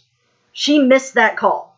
So she is walking on her own, whereas the other students have already left going, we've been turned away by the National Guard. This is not good. She is walking completely on her own, no adults with her, just her, through a mob of white people.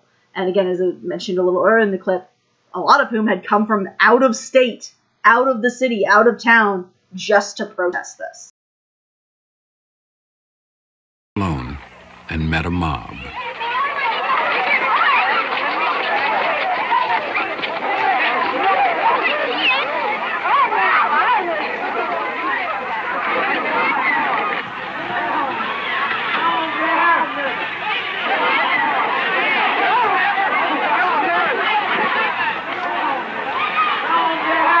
Can you tell me your name, please?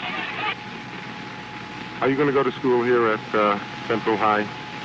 You don't care to say anything, is that right? This girl here was the first Negro, apparently of high school age, to show up at Central High School the day that the federal court ordered it integrated. She was followed in front of the school by an angry crowd, many of them shouting epithets at her. Well, it has to be the most frightening thing. I mean, because she had a crowd of white people behind her threatening to kill her. She had nobody. I mean, there was not a black face in sight anywhere. Nobody that she could turn to as a friend, except that this woman came out of the crowd and guided her through the mob and onto the bus and got her home safely. One of the most surprising things to me when I look back at these lessons is the fact that there wasn't a student harmed during this, because again, crazy, not good. And you definitely have all these pictures of again, race mixing is communism, that they're saying this is going to lead to race mixing. Again, nerves of steel. So they meet extreme opposition, needless to say. They're physically blocked from entering the school, specifically by the governor of Arkansas. So this is Oval Farbus. The governor of Arkansas had actually called in the Arkansas National Guard to stop the Little Rock Nine. Calling in the military to stop integration. Again, massive resistance. And this attracted nationwide attention. Yeah, anything is communism. Even to this day, I think I mentioned this maybe in my last stream that I did. So I recently moved from essentially the coast of California to the Central Valley. The difference between the coast of California and the Central Valley, coast of California is what you think of when you think of California, usually. The stereotypes of California are coastal. Central Valley is the Republican area of California. So it's a whole lot of farming, and all around there's all these signs is growing food wasting water? Make more water dams and trains, because there's, always a lack of water in California. Congress created Dust Bowl. And then, of course, there's a lot of signs that are pro-Trump. And there's one sign that I've seen a few different places, which is for the local, there's a congressional election happening. So it's for the local congressional election, and it literally is want to fight communism?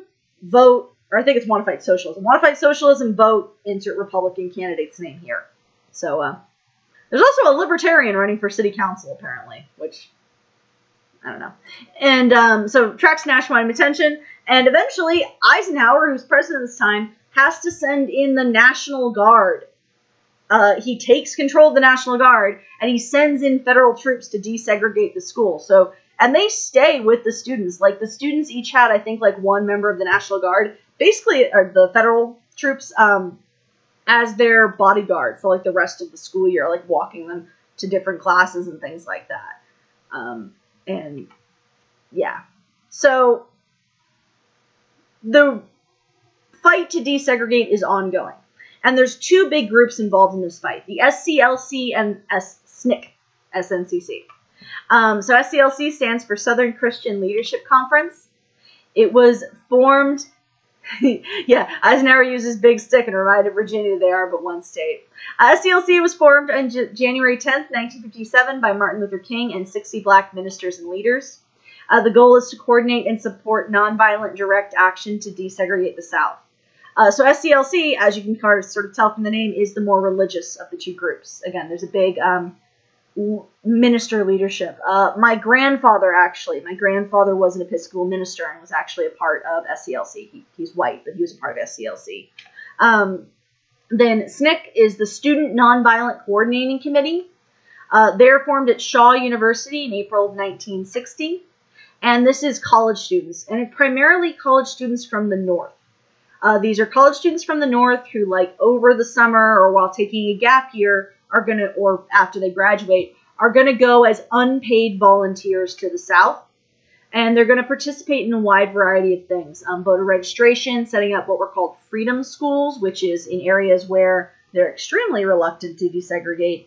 They're schools for both students and for adults as well. And they'll also participate in different kinds of direct action. So SCLC and SNCC.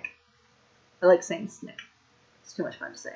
So, again, there's going to be white and African American members of both groups, but sort of the easiest way that I sort of distinguish the two. SCLC, more closely aligned with Martin Luther King and more religious. SNCC, less religious and not directly in alignment with Martin Luther King. These two groups would sort of bicker from time to time because they had, different perspectives on what they should do. And so one of the early examples of what SNCC is going to do, a lot of stuff that SNCC will do, are sit-ins. So one of the big early ones is in Greensboro. Snickerdoodles, I like it.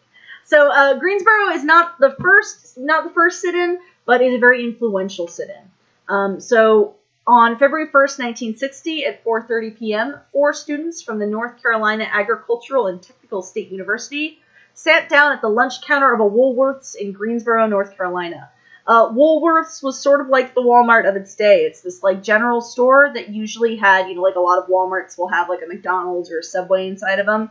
Woolworth's had a lunch counter, so a little diner setup. And these diner setups would either not allow, they would, like, serve African Americans, but you couldn't eat there, or they would have a specific section that was for African Americans.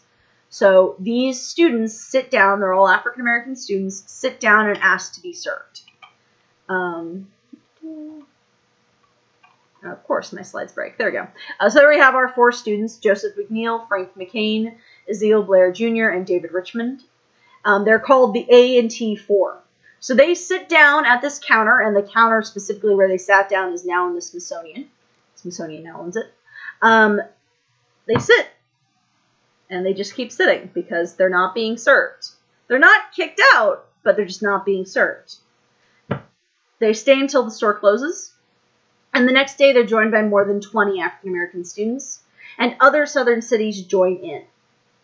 I think Woolworth still exists in a few places in America.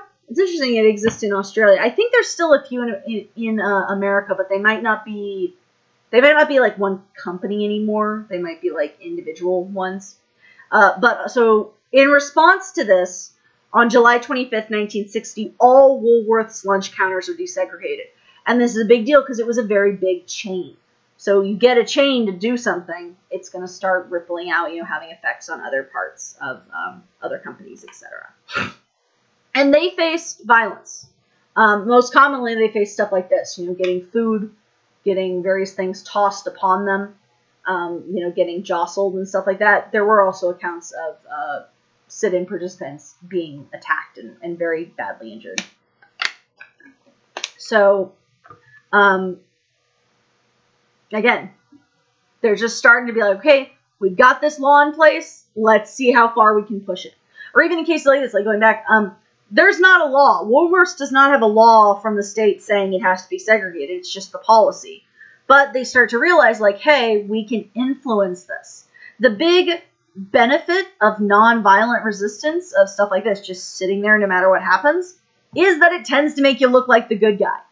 That's the benefit of nonviolent resistance, is it's kind of hard for people to go, you're in the wrong. They can still do it, but it's a little bit harder, so it's a little bit easier to sort of convince people. In 1960, the Supreme Court extends the ruling, say that segregated buses are unconstitutional, even if it's not between state lines. So all public buses, pretty much. If it's public, it's unconstitutional. But a lot of states just ignore this. So it's time to push it. It's time to see what happens. So the Freedom Riders are civil rights activists who rode interstate buses in the South. So most of them are sponsored by CORE, which is a group that's the Congress of Racial Equality, but some were organized by SNCC, and some would be involved in both. So college students, pretty much, they're going to go down into the South and go, hey, let's see if they're actually going to follow the law. Many of them were arrested for trespassing, unlawful assembly, and for violating state and local Jim Crow laws. So they're sort of bringing a highlight. They're highlighting the difference between, what the nation is saying in terms of laws and what local areas are saying. So again, it's not just the bus. So there's, here we have, it's required by law that white and Negro passengers shall occupy their respective space or seats, and there's a fine if they don't. And it looks like this is probably a law because there's little teeny tiny text I can't read. Then there's, the colored waiting room. So this is, buses aren't, I guess they're still kind of big in some areas, but, you have to get off the bus every now and then because there's no toilets on those buses. So there would be separate accommodations. The local police would also just do things like step back and allow white mobs to attack the riders.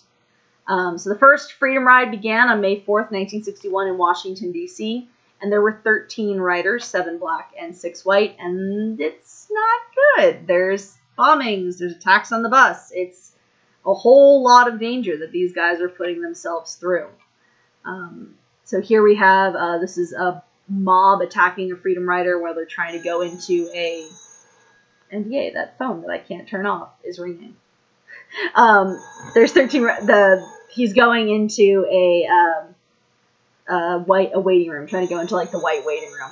And I'm sorry about that phone, but unfortunately I can't turn it off, and I don't want to answer it because it's not for me, it's for the stepmother. So here are some of those Freedom Riders. Specifically, these are when they've been arrested. So they were arrested. You can see there's a variety of ages. I don't know why, but this girl right here just kind of looks cool. Yeah, it's like a purposefully old-sounding phone. I keep meaning to figure out if I can like disconnect it, because it's one of those where it rings in here and it also rings in the house. And it's been ringing a lot more recently. It's mostly just telemarketers, but I don't want to answer it just on the off chance that it is someone wanting to leave a message, and it is what it is. So here we got a map showing 1961 Freedom Rides, with each different kind of dot being a different one. Of note is the little asterisks are marking, every instance of violence happens here, violence happens here. So again, they're starting in Washington, which is not quite the South, but is near enough to the South, and they're stopping in all these areas to see what happens, to see what, goes on. And there's notes of, here's where they've been arrested, here's where the jail. This one right here, 306 jailed. 306 jailed in Jackson, Mississippi. So Jackson just trying to beat the record, I guess. Let's see, which quote. And then, of course, there's the thing is, some of my videos sometimes don't work. Which one is this? And then all of a sudden. So this is I really like this. This is an interview with, it says, one of the Freedom Riders. So interview with him after the fact for, if you're at all interested in history, I'm pretty sure you can still find it really easily online. Eyes on the Prize is a huge, huge documentary series that PBS did. It's really, really good. This clip is from it. So interview with one of the Freedom. Just like whoosh, magic. white people, sticks and bricks. Nigger, kill the niggers. We were still on the bus, you know, but I think we all kind of decided, well, maybe we should go off the back of this bus, because we kind of knew that if we had gone off the back of the bus, that maybe they wouldn't be so bad on us. They wanted us to go off the back of the bus, and we decided, no, we'll go off the front and take what's coming to us. We went off the front of the bus. Jim Swery was a white fellow from Madison, Wisconsin. He had a lot of nerve. And I think that's what saved me, Bernard Lafayette, Alan Kaysen, because Jim Swery walked off the bus in front of us. And they were so, it was like they were possessed, because they couldn't believe that there was a white man who would help us. And they grabbed him and pulled him into the mob. I mean, it was a mob. When we came off the bus, they were so, their attention was on him. It's like they didn't see the rest of us. For like about maybe 30 seconds, they didn't see us. They didn't see us at all. And we were hemmed up by this rail. There's a rail right there at the bus station. Parking lot down below. Cars down there. And then when they did turn toward us, we had a choice. About 10 or 15 feet below. We could stand there and take it, or we could go over the rail. Over the rail we went. Me and Bernard. To my knowledge, there are no deaths directly linked to the Freedom Rides. To my knowledge, there were no deaths that occurred during the Freedom Rides. There may have been some deaths that happened afterwards, after the Freedom Riders did other things. But there was definitely, there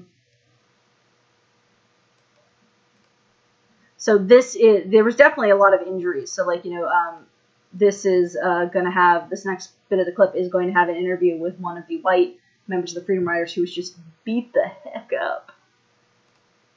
It's amazing that they're still living. They could have been killed. Segregation must be stopped. It must be broken down. Those of us who are on the Freedom Ride, who will continue the Freedom Ride, I'm not sure that I'll be able to, but we're going on to New Orleans, no matter what happens. We're dedicated to this. We'll take hitting, we'll take beating. We're willing to accept death. But we're going to keep coming until we can ride from anywhere in the South to any place else in the South without anybody making any comments, just as American citizens. So, yeah. So it's one of those that it's, it's a big, of course I like that my mouse is showing up because I'm looking at something on another page and it's not even letting me look at that. There's a lot of violence, there's a lot of beatings, there's, as was sort of mentioned in the clip, like there's people that definitely were, scarred for life, were injured for life, had lasting medical complaints, but there are, to my knowledge, at least no deaths of Freedom Riders. So participants of that, at least in the course of the Freedom Ride. So we got a lot of campaigns that we're just kind of jumping all over the place. Again, I put together these slides. They're sort of combos of other stuff, so there's not as much of a flow as I'd usually like. The Birmingham campaign began in 1963 by the SCLC and Martin Luther King Jr. And they're going to focus on one city. They're focusing on Birmingham, Alabama, right here in the heart of Alabama. And as my slides freak out, yay, internet's not happy with me. Respond. There we go. There you go. So this is, again, they're like, okay, let's try focusing just everything we've got on one city. So we're going to boycott, we're going to sit in, we're going to march, we're going to have marches. And one of the tactics that they start using is mass arrests. So their tactic is they're going to fill the jails. Because if You get everyone in jail, and the jail has no more room, you can't arrest anyone else, or you got to let other people out, and they can keep fighting. One of the tactics they use for this is they would use a lot of students, because there's the fact of, the parents of a family need to be working, need to, be there for kids that are too little. You don't want both a mom and a dad arrested, so bring students in. Have, students, high school, college, elementary. Over 1,000 students are arrested as part of the Birmingham campaign. And what becomes one of the defining images of the civil rights movement is the response that this gets from the local commissioner of public safety. So Eugene Bill Connor was the head of the police and all that at the time. And he gets the attention of the nation because he makes the bright decision to turn high-pressure water jets, like firemen's hoses, and police attack dogs onto children, and also onto people who were just watching. This is a huge win for the civil rights movement because an image of a kid getting attacked by a police dog is going to sell a lot of newspapers. Again, everything comes back to money. Welcome to capitalism. So it's widely publicized. Images of these children being attacked, which I think I have a video of in a second, and images of these jails just packed with, young people. So this becomes sort of the model of direct action protests, and it helped really shape the way that the civil rights movement is going to move forward. So here we go. Police attack dogs, attacking people, and of course the really infamous one being the fire department turning their hoses and just getting knocked the heck off their feet. So I think, this should be. It's always interesting whenever I show this clip in class because there's on May 2nd, the moment of, I'm just going to mute it because it's just for documentaries this way, I just get the footage.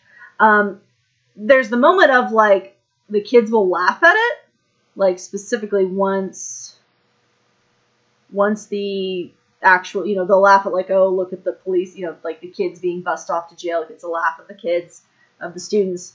And at first, they'll laugh at this, because, oh, people falling over is funny. And then, I'm not playing the audio, but the audio mentions, like, it was enough to strip the bark off of trees. And I go, like, imagine if it's that strong, like a full force of water hitting you, And this is, footage that is captured at the time and is played on, like, nightly news channels and shown all around. And it eventually, gets a change. It gets them specifically, desegregation of the buses was one thing they wanted. And the first kind of really big test of the movement comes in some ways when Martin Luther King is arrested along with 50 other Birmingham residents. And the information I have is that he chose to be arrested. Yeah, your flesh won't be stripped off, but you will hurt a shit ton.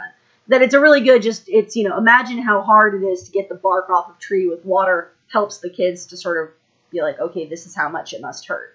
And if they imagine, that works as well. So Martin Luther King's arrested, and the NAACP and SCLC choose not to pay his bail because they know that this is going to get the focus of the nation on Birmingham. Not just the fact that all this has happened, but hey, Martin Luther King, who's already making a name for himself, Montgomery and stuff like that, is in jail. So, and it's during this point that he writes Letter from Birmingham Jail, which is one of his, most people I feel like that's usually one thing that you have to read in high school along with the speech at the March on Washington. So he defends his strategy of nonviolent resistance. He argues that people have a moral responsibility to break unjust laws. And eventually he's released because it's bad publicity. So the police sort of arrange for him to be released. He did not really choose to be released. It's, a get out of here before you're doing even more bad publicity. So we have his arrest shot and the really famous image of him sitting in jail. So there's this kind of really, I like this quote from Letter from Birmingham Jail. Nonviolent direct action seeks to create such a crisis and foster such a tension that a community which has constantly refused to negotiate is forced to confront the issue. So it's trying to break people out of their apathy. Because all the stuff that they're protesting was not new. They've been going on for years and years and years and years. So what they're doing is they're trying to get people to, suddenly pay the fuck attention. Pay the fuck, that came out weird. Pay attention is basically what they're trying to get people to do. And this is sort of a precursor of, drawing attention, doing big gestures. That there's a lot of big gestures involved in the civil rights movement that have a lot of planning behind them. They're not just sort of doing something for the purpose of doing something. So, of course, again, moments of the civil rights movement that probably everyone knows. The March on Washington for Jobs and Freedom. So August 28, 1963, depending on how you calculate it, somewhere between 200,000 and 300,000 participants. And it's one of the largest political rallies for human rights in U.S. history. It gets the credit for getting the Civil Rights Act of 1964 passed, and it's the location in which Martin Luther King gives the I Have a Dream speech, which is the main speech. It is the speech that you know. If you know nothing else about Martin Luther King, you know that he had a dream. And it's a really good speech. Like, admittedly, it's an overplayed speech, but it's overplayed for really good reasons. That it's a really... Martin Luther King, like, again, he had some bad stuff. Yeah, he cheated on his wife. A few other, he did some bad stuff. But in general, really good guy who knew how to write a damn good speech. Usually when I would play the speech for the kids, I'm not going to play the speech for the kids, just because it's fairly long. But one of the elements of the speech that I think gets overlooked, so, everyone always thinks of like, oh, I have a dream. And, they can usually be like, okay, his speech was about, wanting equality. There's a moment in the speech where he's saying, let freedom ring from different places. And one of the places he says is Stone Mountain in Georgia. The speech from the Great Dictator is really good. I don't know what my favorite speech of all time is, but this, to be completely honest, this isn't even my favorite Martin Luther King speech. There's a different speech that is my favorite speech by him, but it's the big one that everyone knows, But so in one part of it, he's saying, let freedom ring from Stone Mountain in Georgia, I believe. Watch me misquote it slightly. But this is one of those things that, as with so many speeches and as with so much stuff in history, if you don't know the surrounding context, you're missing just this little bit. Because on its own, if you know nothing about Stone Mountain in Georgia, you're just like, oh, that's, let it ring from the mountaintops. It's a very, understandable message. But there's a reason that he chooses Stone Mountain, because this is Stone Mountain. It's a mountain made of stone. No duh. However, if you look at this image of this mountain, you can see that it looks like, hey, there's some carving going on. Humans have modified this mountain. So here is a different view. It's still a little difficult to see because it's not a very good carving. But this is the carving on Stone Mountain in Georgia. Here it is more close. Those are Confederate generals. So again, from afar, so here, I don't think there are actually any people in this photo, but you can sort of see like, oh, those are like little light post things, little pathway lights. So you can tell how huge this is. And it's Confederate generals. So when he says, let freedom ring from Stone Mountain in Georgia, and this is actually Stone Mountain, I almost forgot about this. Stone Mountain is one of the times, so there's been, quick backtracking before I say this. KKK, Ku Klux Klan, most people know what the heck it is. If you don't, Ku Klux Klan, horribly racist organization that hates black people and hates anyone that's not white. KKK, the KKK, there's been several different versions of it, mostly because it would be a thing and then die out and become a thing again. The KKK publishes a narrative that it's always been a thing. There were periods of time where it was not a thing. One of those times when the KKK had died out and was becoming a thing again, they had a meeting on top of Stone Mountain, which was where they were like, the KKK is now a thing again. Yes, KKK also hates Catholics. So, mostly because it's an immigrant thing. I feel like recently the KKK has been less into hating Catholics, but I might just be basing that on nothing. But yeah. So, when Martin Luther King says, let freedom ring from Stone Mountain in Georgia, this is what he's referring to. And that adds a little bit something else. You don't necessarily lose a whole lot if you don't know that, but it adds something to be like, yeah, this is Jefferson. So here we go. Jefferson Davis, who is president of the Confederacy, Robert E. Lee, and Stonewall Jackson. So again, also side note, but the horses look so freaking creepy. If you aren't a WASP, the KKK hates you. Yeah. There's a whole lot of interesting things to be said about the KKK. Like, when I teach this lesson, I actually do, like, a specific day where we just talk about the KKK and stuff. But, so, yeah. So, this is going to get the Civil Rights Act of 1964 passed. President Kennedy is in office at the time, and he had called for it. It's passed, so he calls for it on June 11th, 1963. It is passed on June 2nd, 1964, thus giving it the name. So the Civil Rights Act of 1964, to be completely honest, I can never get all of the acts different, but that's because I have a horrible memory, so I always rely on, like, okay, let me make sure I can Google this. But Civil Rights Act of 1964 is big because it outlaws discrimination based not only on race, but on race or color, but on religion, sex, and or national or origin. Yes, the KKK was beaten by Superman without even throwing a punch. If you just Google, like, KKK Superman, there's this great story of, I'm going to mangle it a little bit, but essentially there was a guy who had infiltrated the KKK. And specifically at the time that he infiltrated it, the KKK was really big on, like, secret code words and messages and stuff like that. So he infiltrated the KKK and he learned all of those code words. And then he was like, what the heck can I do with them? And he contacted the people who were writing, there was a Superman radio show. And so they had a series of episodes where Superman was fighting. They didn't call him the KKK. They called him something else. But they used all of the code words and, like, mocked the code words. So all these members of the KKK were hearing their kids, like, dissing the KKK. And yeah, it led to one of those periods of the KKK died off and then eventually, sadly, was reinvigorated later on. So 1964 Civil Rights Act outlaws discrimination based on race, color, religion, sex, and or national origin. So that's a whole lot of good stuff. It ends the unequal application of voter registration requirements. This is huge. Because in the South, a big way that people kept African Americans from voting was that they would make things difficult for African Americans to register. Yeah, it might have been. I know that, I believe that wasn't the creator. A whole bunch of comics are created or involve Jewish people. But the... ends. Yeah, that's a good point. Yeah, ends. Theoretically ends. Doesn't actually, but theoretically, in law terms. A whole bunch of people in comics are Jewish. And there's one of the reasons for that is, again, that in addition to being horribly racist, we're also, anti-Jewish. America has a long history of being anti-Jewish.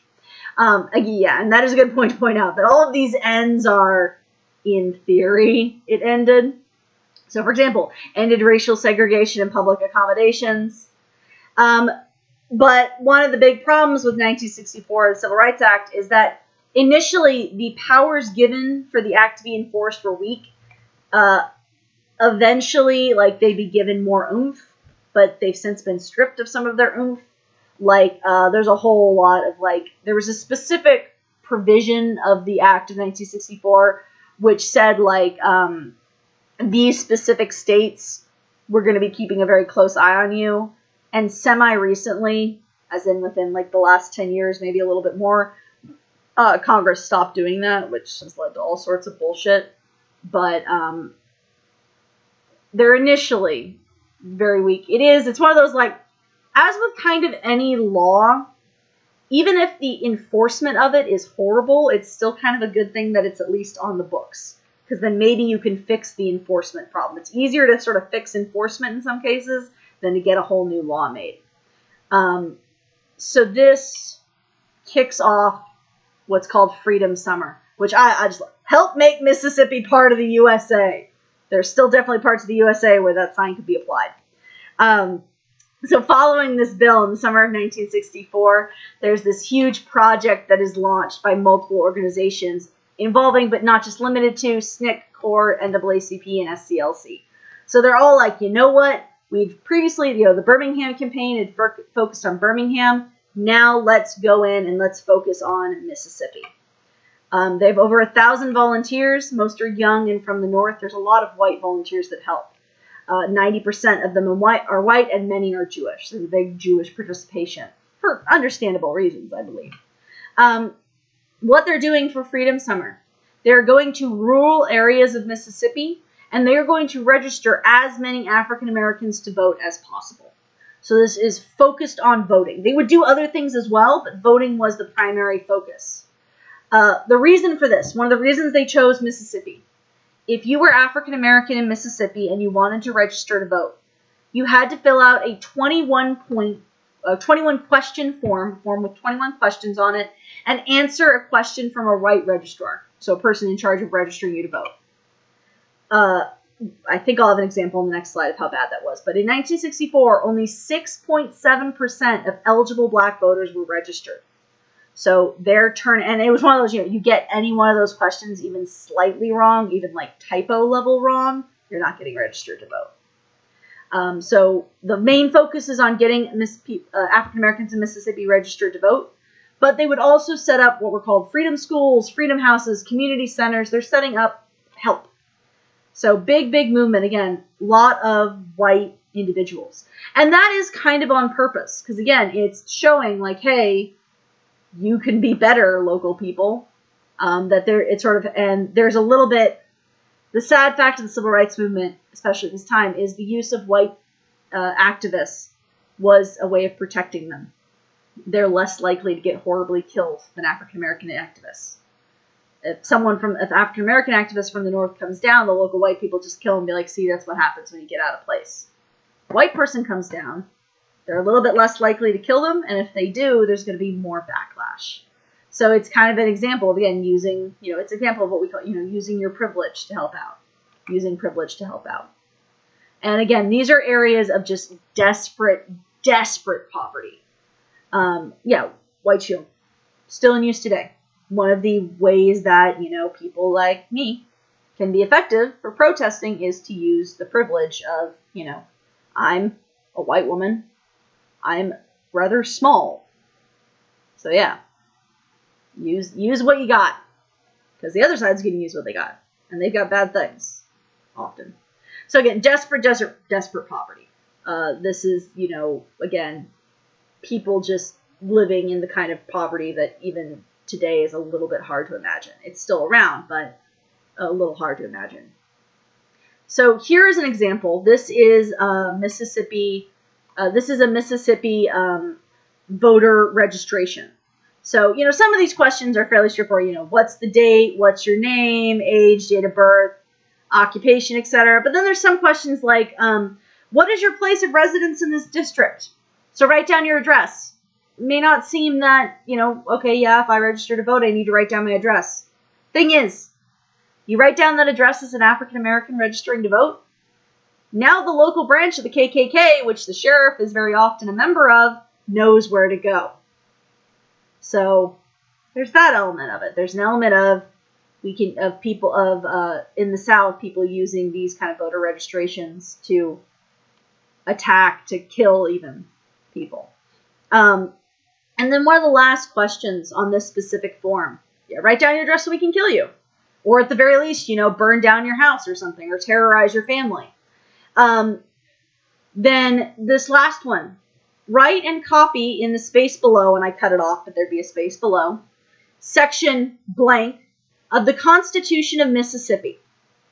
So, now, both white and black applicants had to fill out this form. But if you notice, there's not a specific section given. So it was up to the person registering, the voter registrar, to decide which section you would write down. Person registering is white. So, if you are the registrar and a white person comes up to you to register to vote, you might ask them to copy down this section. So they had to copy it down, and then the next question is they had to explain it.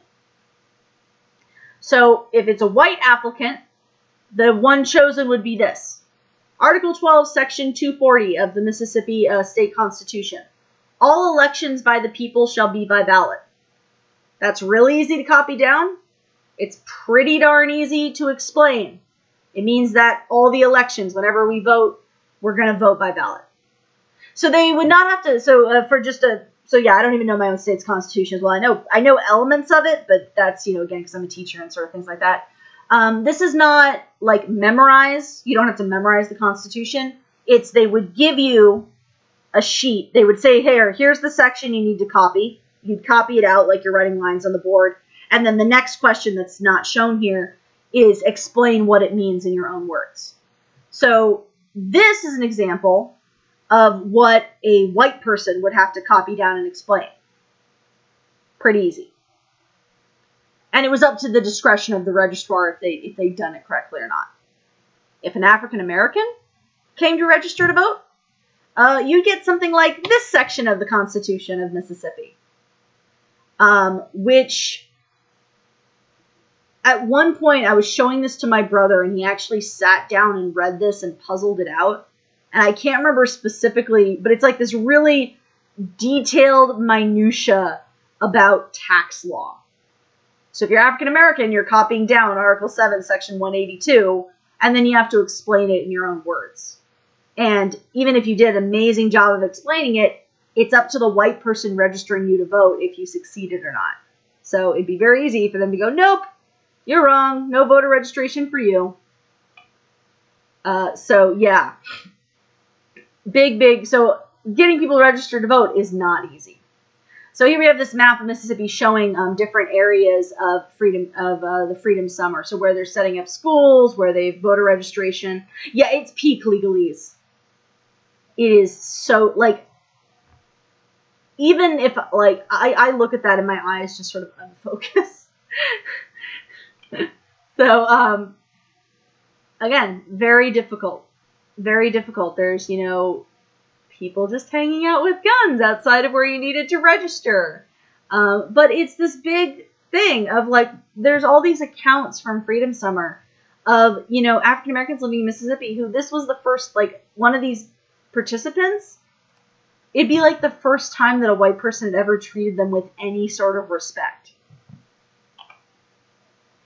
So, but things are not going well. There's voter registration happening. There's voter drives happening. And, yeah, give me 30 minutes of a legal text. And even then, you could do the perfect explanation. They'd be like, nope, we don't want to register you to vote. So, Freedom Summer, though, is going to lead to one of the most infamous deaths of the civil rights movement. And there's this account of, so this is Hardy Fry, who's a member of the Freedom Summer, who he's in an auditorium up in the north because they would train before they went down. They wouldn't just go down. They would have, like, training up in the north. So as we were in this auditorium and they tell us 3 people are missing. And the next day, they all got on the bus to Mississippi.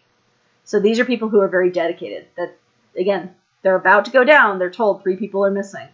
And they still go down to Mississippi. So this is going to be in Philadelphia, Mississippi, which I've got highlighted on the map there. This is often just called the 3 civil rights workers murdered. So these are 3 volunteers from the North: James Earl Chaney, Andrew Goodman, and Michael Mickey Schwimmer. They were leading a voter registration drive and setting up a freedom school in Longdale, Mississippi. On June 21st, they went to investigate the burning of a local African-American church, the Mount Zion Church. They went to go look at it. On the way back to Meridian, they're forced out of their car, beaten, and shot. They were murdered by members of the KKK, the local county sheriff's office, and the local city police department. Mississippi refused to try the killers for murder, so the federal government tried them. And because the federal government is limited in what rules it can enforce and what laws it can go after, the murderers of these 3 men were charged for depriving the 3 of their civil rights. But none of the murderers served more than 6 years. That's until 2005. There was a retrial. I cannot remember the specifics of it. But Edgar Ray Killen got 60 years and died in prison. That would have been, so this was last January as of 2018. I forgot to update that. But this is the Mississippi Civil Rights Workers murders, which is one of the one of those elements that is more focused on than other elements. There's a very good movie that is semi-loosely based on this, called, I think it's called Mississippi Burning. I think that's what it's called. It's not, 100% truth accurate to the actual events, but it is heavily, heavily based upon this. But yeah, here's a picture of some of those murderers. Deputy Sheriff Price and Sheriff Rainey at a hearing in 1964, just laughing and eating whatever red mains are, some kind of candy. So, again, horrible racism. It's one of those, like, even though I put together, sounds like how the first child abuse case used animal abuse still has, very, very similar of the government, sort of going, hey, we can go through this. We can, and, there's a long history of that happening. Our justice system is definitely not perfect, but there are some occasions where, justice is served in very roundabout manners. So one of the things that Freedom Summer is doing is they're setting up the Mississippi Freedom Democratic Party. This is, again, so nowadays we think Republicans, Democrats in general, Republicans not African-American friendly, Democrats African-American friendly. That's super basic, making it very basic. This is the moment sort of right before the switch. So at this point in time, if you're thinking about Republicans and Democrats, you're correct in the North. In the South, it wasn't really the same. In the South, the Democratic Party was, as it says here, limited to whites. So this is one of the last big occasions of the parties switching sides. So in the South, the Republicans were a little bit better for African Americans, but not really. And nationwide, the Republican Party had become much more what it is today. So during Freedom Summer, the volunteers helped set up an alternative Democratic Party, the Mississippi Freedom Democratic Party. So they would do everything that a local Democratic Party would do. They held caucuses, county assemblies, a statewide convention. They elected 68 delegates to go to the 1964 Democratic National Convention. And at the convention, they challenged the right of the Mississippi Democratic Party. Yep. So they claimed that the delegates had been illegally elected in a segregated process. But unfortunately, the National Convention ruled against them. So they are trying to basically kick out the Democratic Party in the South, which was full of anti-African American people. And they specifically used the death of the Mississippi, of those three workers in like their advertising. So now with your hand, pull the lever down. So they're saying, hey, vote for justice for these men who were killed. They actually brought the car, which the men had been driving a car, and it was pulled over, and the car had been pushed into the swamp after them. And the Mississippi Freedom Democratic Party brought that car to the convention. Again, unfortunately, they were not successful. And so this is Franny Lou Hamer, who was elected as vice chair of the Mississippi Freedom Democratic Party. So one night I went to church. They had a mass meeting, and I went to the church, and they talked about how it was our right that we could register and vote. They were talking about we could vote out people that we didn't want in office. We thought that wasn't right. We thought that we could vote them out. That sounded interesting enough to me that I wanted to try it. I had never heard until 1962 that black people could register and vote. Sometimes it seems like to tell the truth today is to run the risk of being killed. But if I fall, I'll fall 5 feet 4 inches forward in the fight for freedom. I'm not backing off. Which I share that quote because I freaking love that quote. I think that quote is amazing. Of just like, hey, you know what? You kill me. I'm only, 5 feet 4 inches tall. But I'll fall that far forward in the fight for freedom. Which I think is a lovely sentiment. Everything's breaking. Yeah, damn, that's a statement. There's so many good quotes. Like, Martin Luther King, rightly gets quoted and has, a lot of good quotes for the civil rights movement, but there is so, I remember finding that and going, bookmark it, be like, I need that quote. That's if I fall, I'm falling forward. I'm not backing off. I'm not falling back. So, I think what I'm going to do now, because my voice is starting to get out. That's not actually the end of my civil rights movement slides. Again, I just put like a whole bunch of them together. But I'm going to call that a pause point. And at some point in the future, we can come back to that. Yeah, bitch, if I die, I will still push the movement forward. Definitely a quote for the ages. So I'm going to call that my pause point for now. And as I flip things around and see if I try once again to see if that is. So yeah, so I'm gonna call that for this week, because unfortunately I do have to do some grading. I have to get grades in by Wednesday, and I always like to start the week with not having any grades to do, so that'll be nice if I can get that organized. Right now, one moment. I swear, like, my computer is not that bad, but it knows when I'm streaming, and it's like, I'm going to frustrate this woman by being as slow as humanly possible.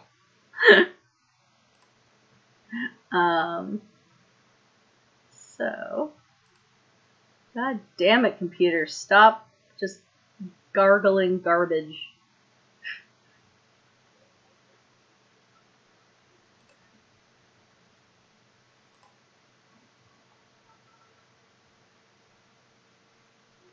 Trying to see if there's anyone I know currently streaming, so I can try. One day I will be successful in trying to raid, even if it's just a teeny little raid. I'd like to do that, because it seems like common, but as slow as Virginia was to accept civil rights, it's not quite that slow, but it doesn't look like I follow anyone really streaming right now. I probably do. But, so, as I said, like, there's more to the civil rights, obviously, that we didn't, even get that far forward, but again, my voice wants to give out on me, and I need to not lose my voice, because I'll actually be teaching all this week. So I'm going to pause there. Maybe we'll continue this next Sunday. Thank you, as always, for being it's one of those, I like it. It's fun. It's kind of fun to be able, again, like I said before, like, I like being able to just be like, come up here and be like, bitch, and, and swear and do stuff like that. So,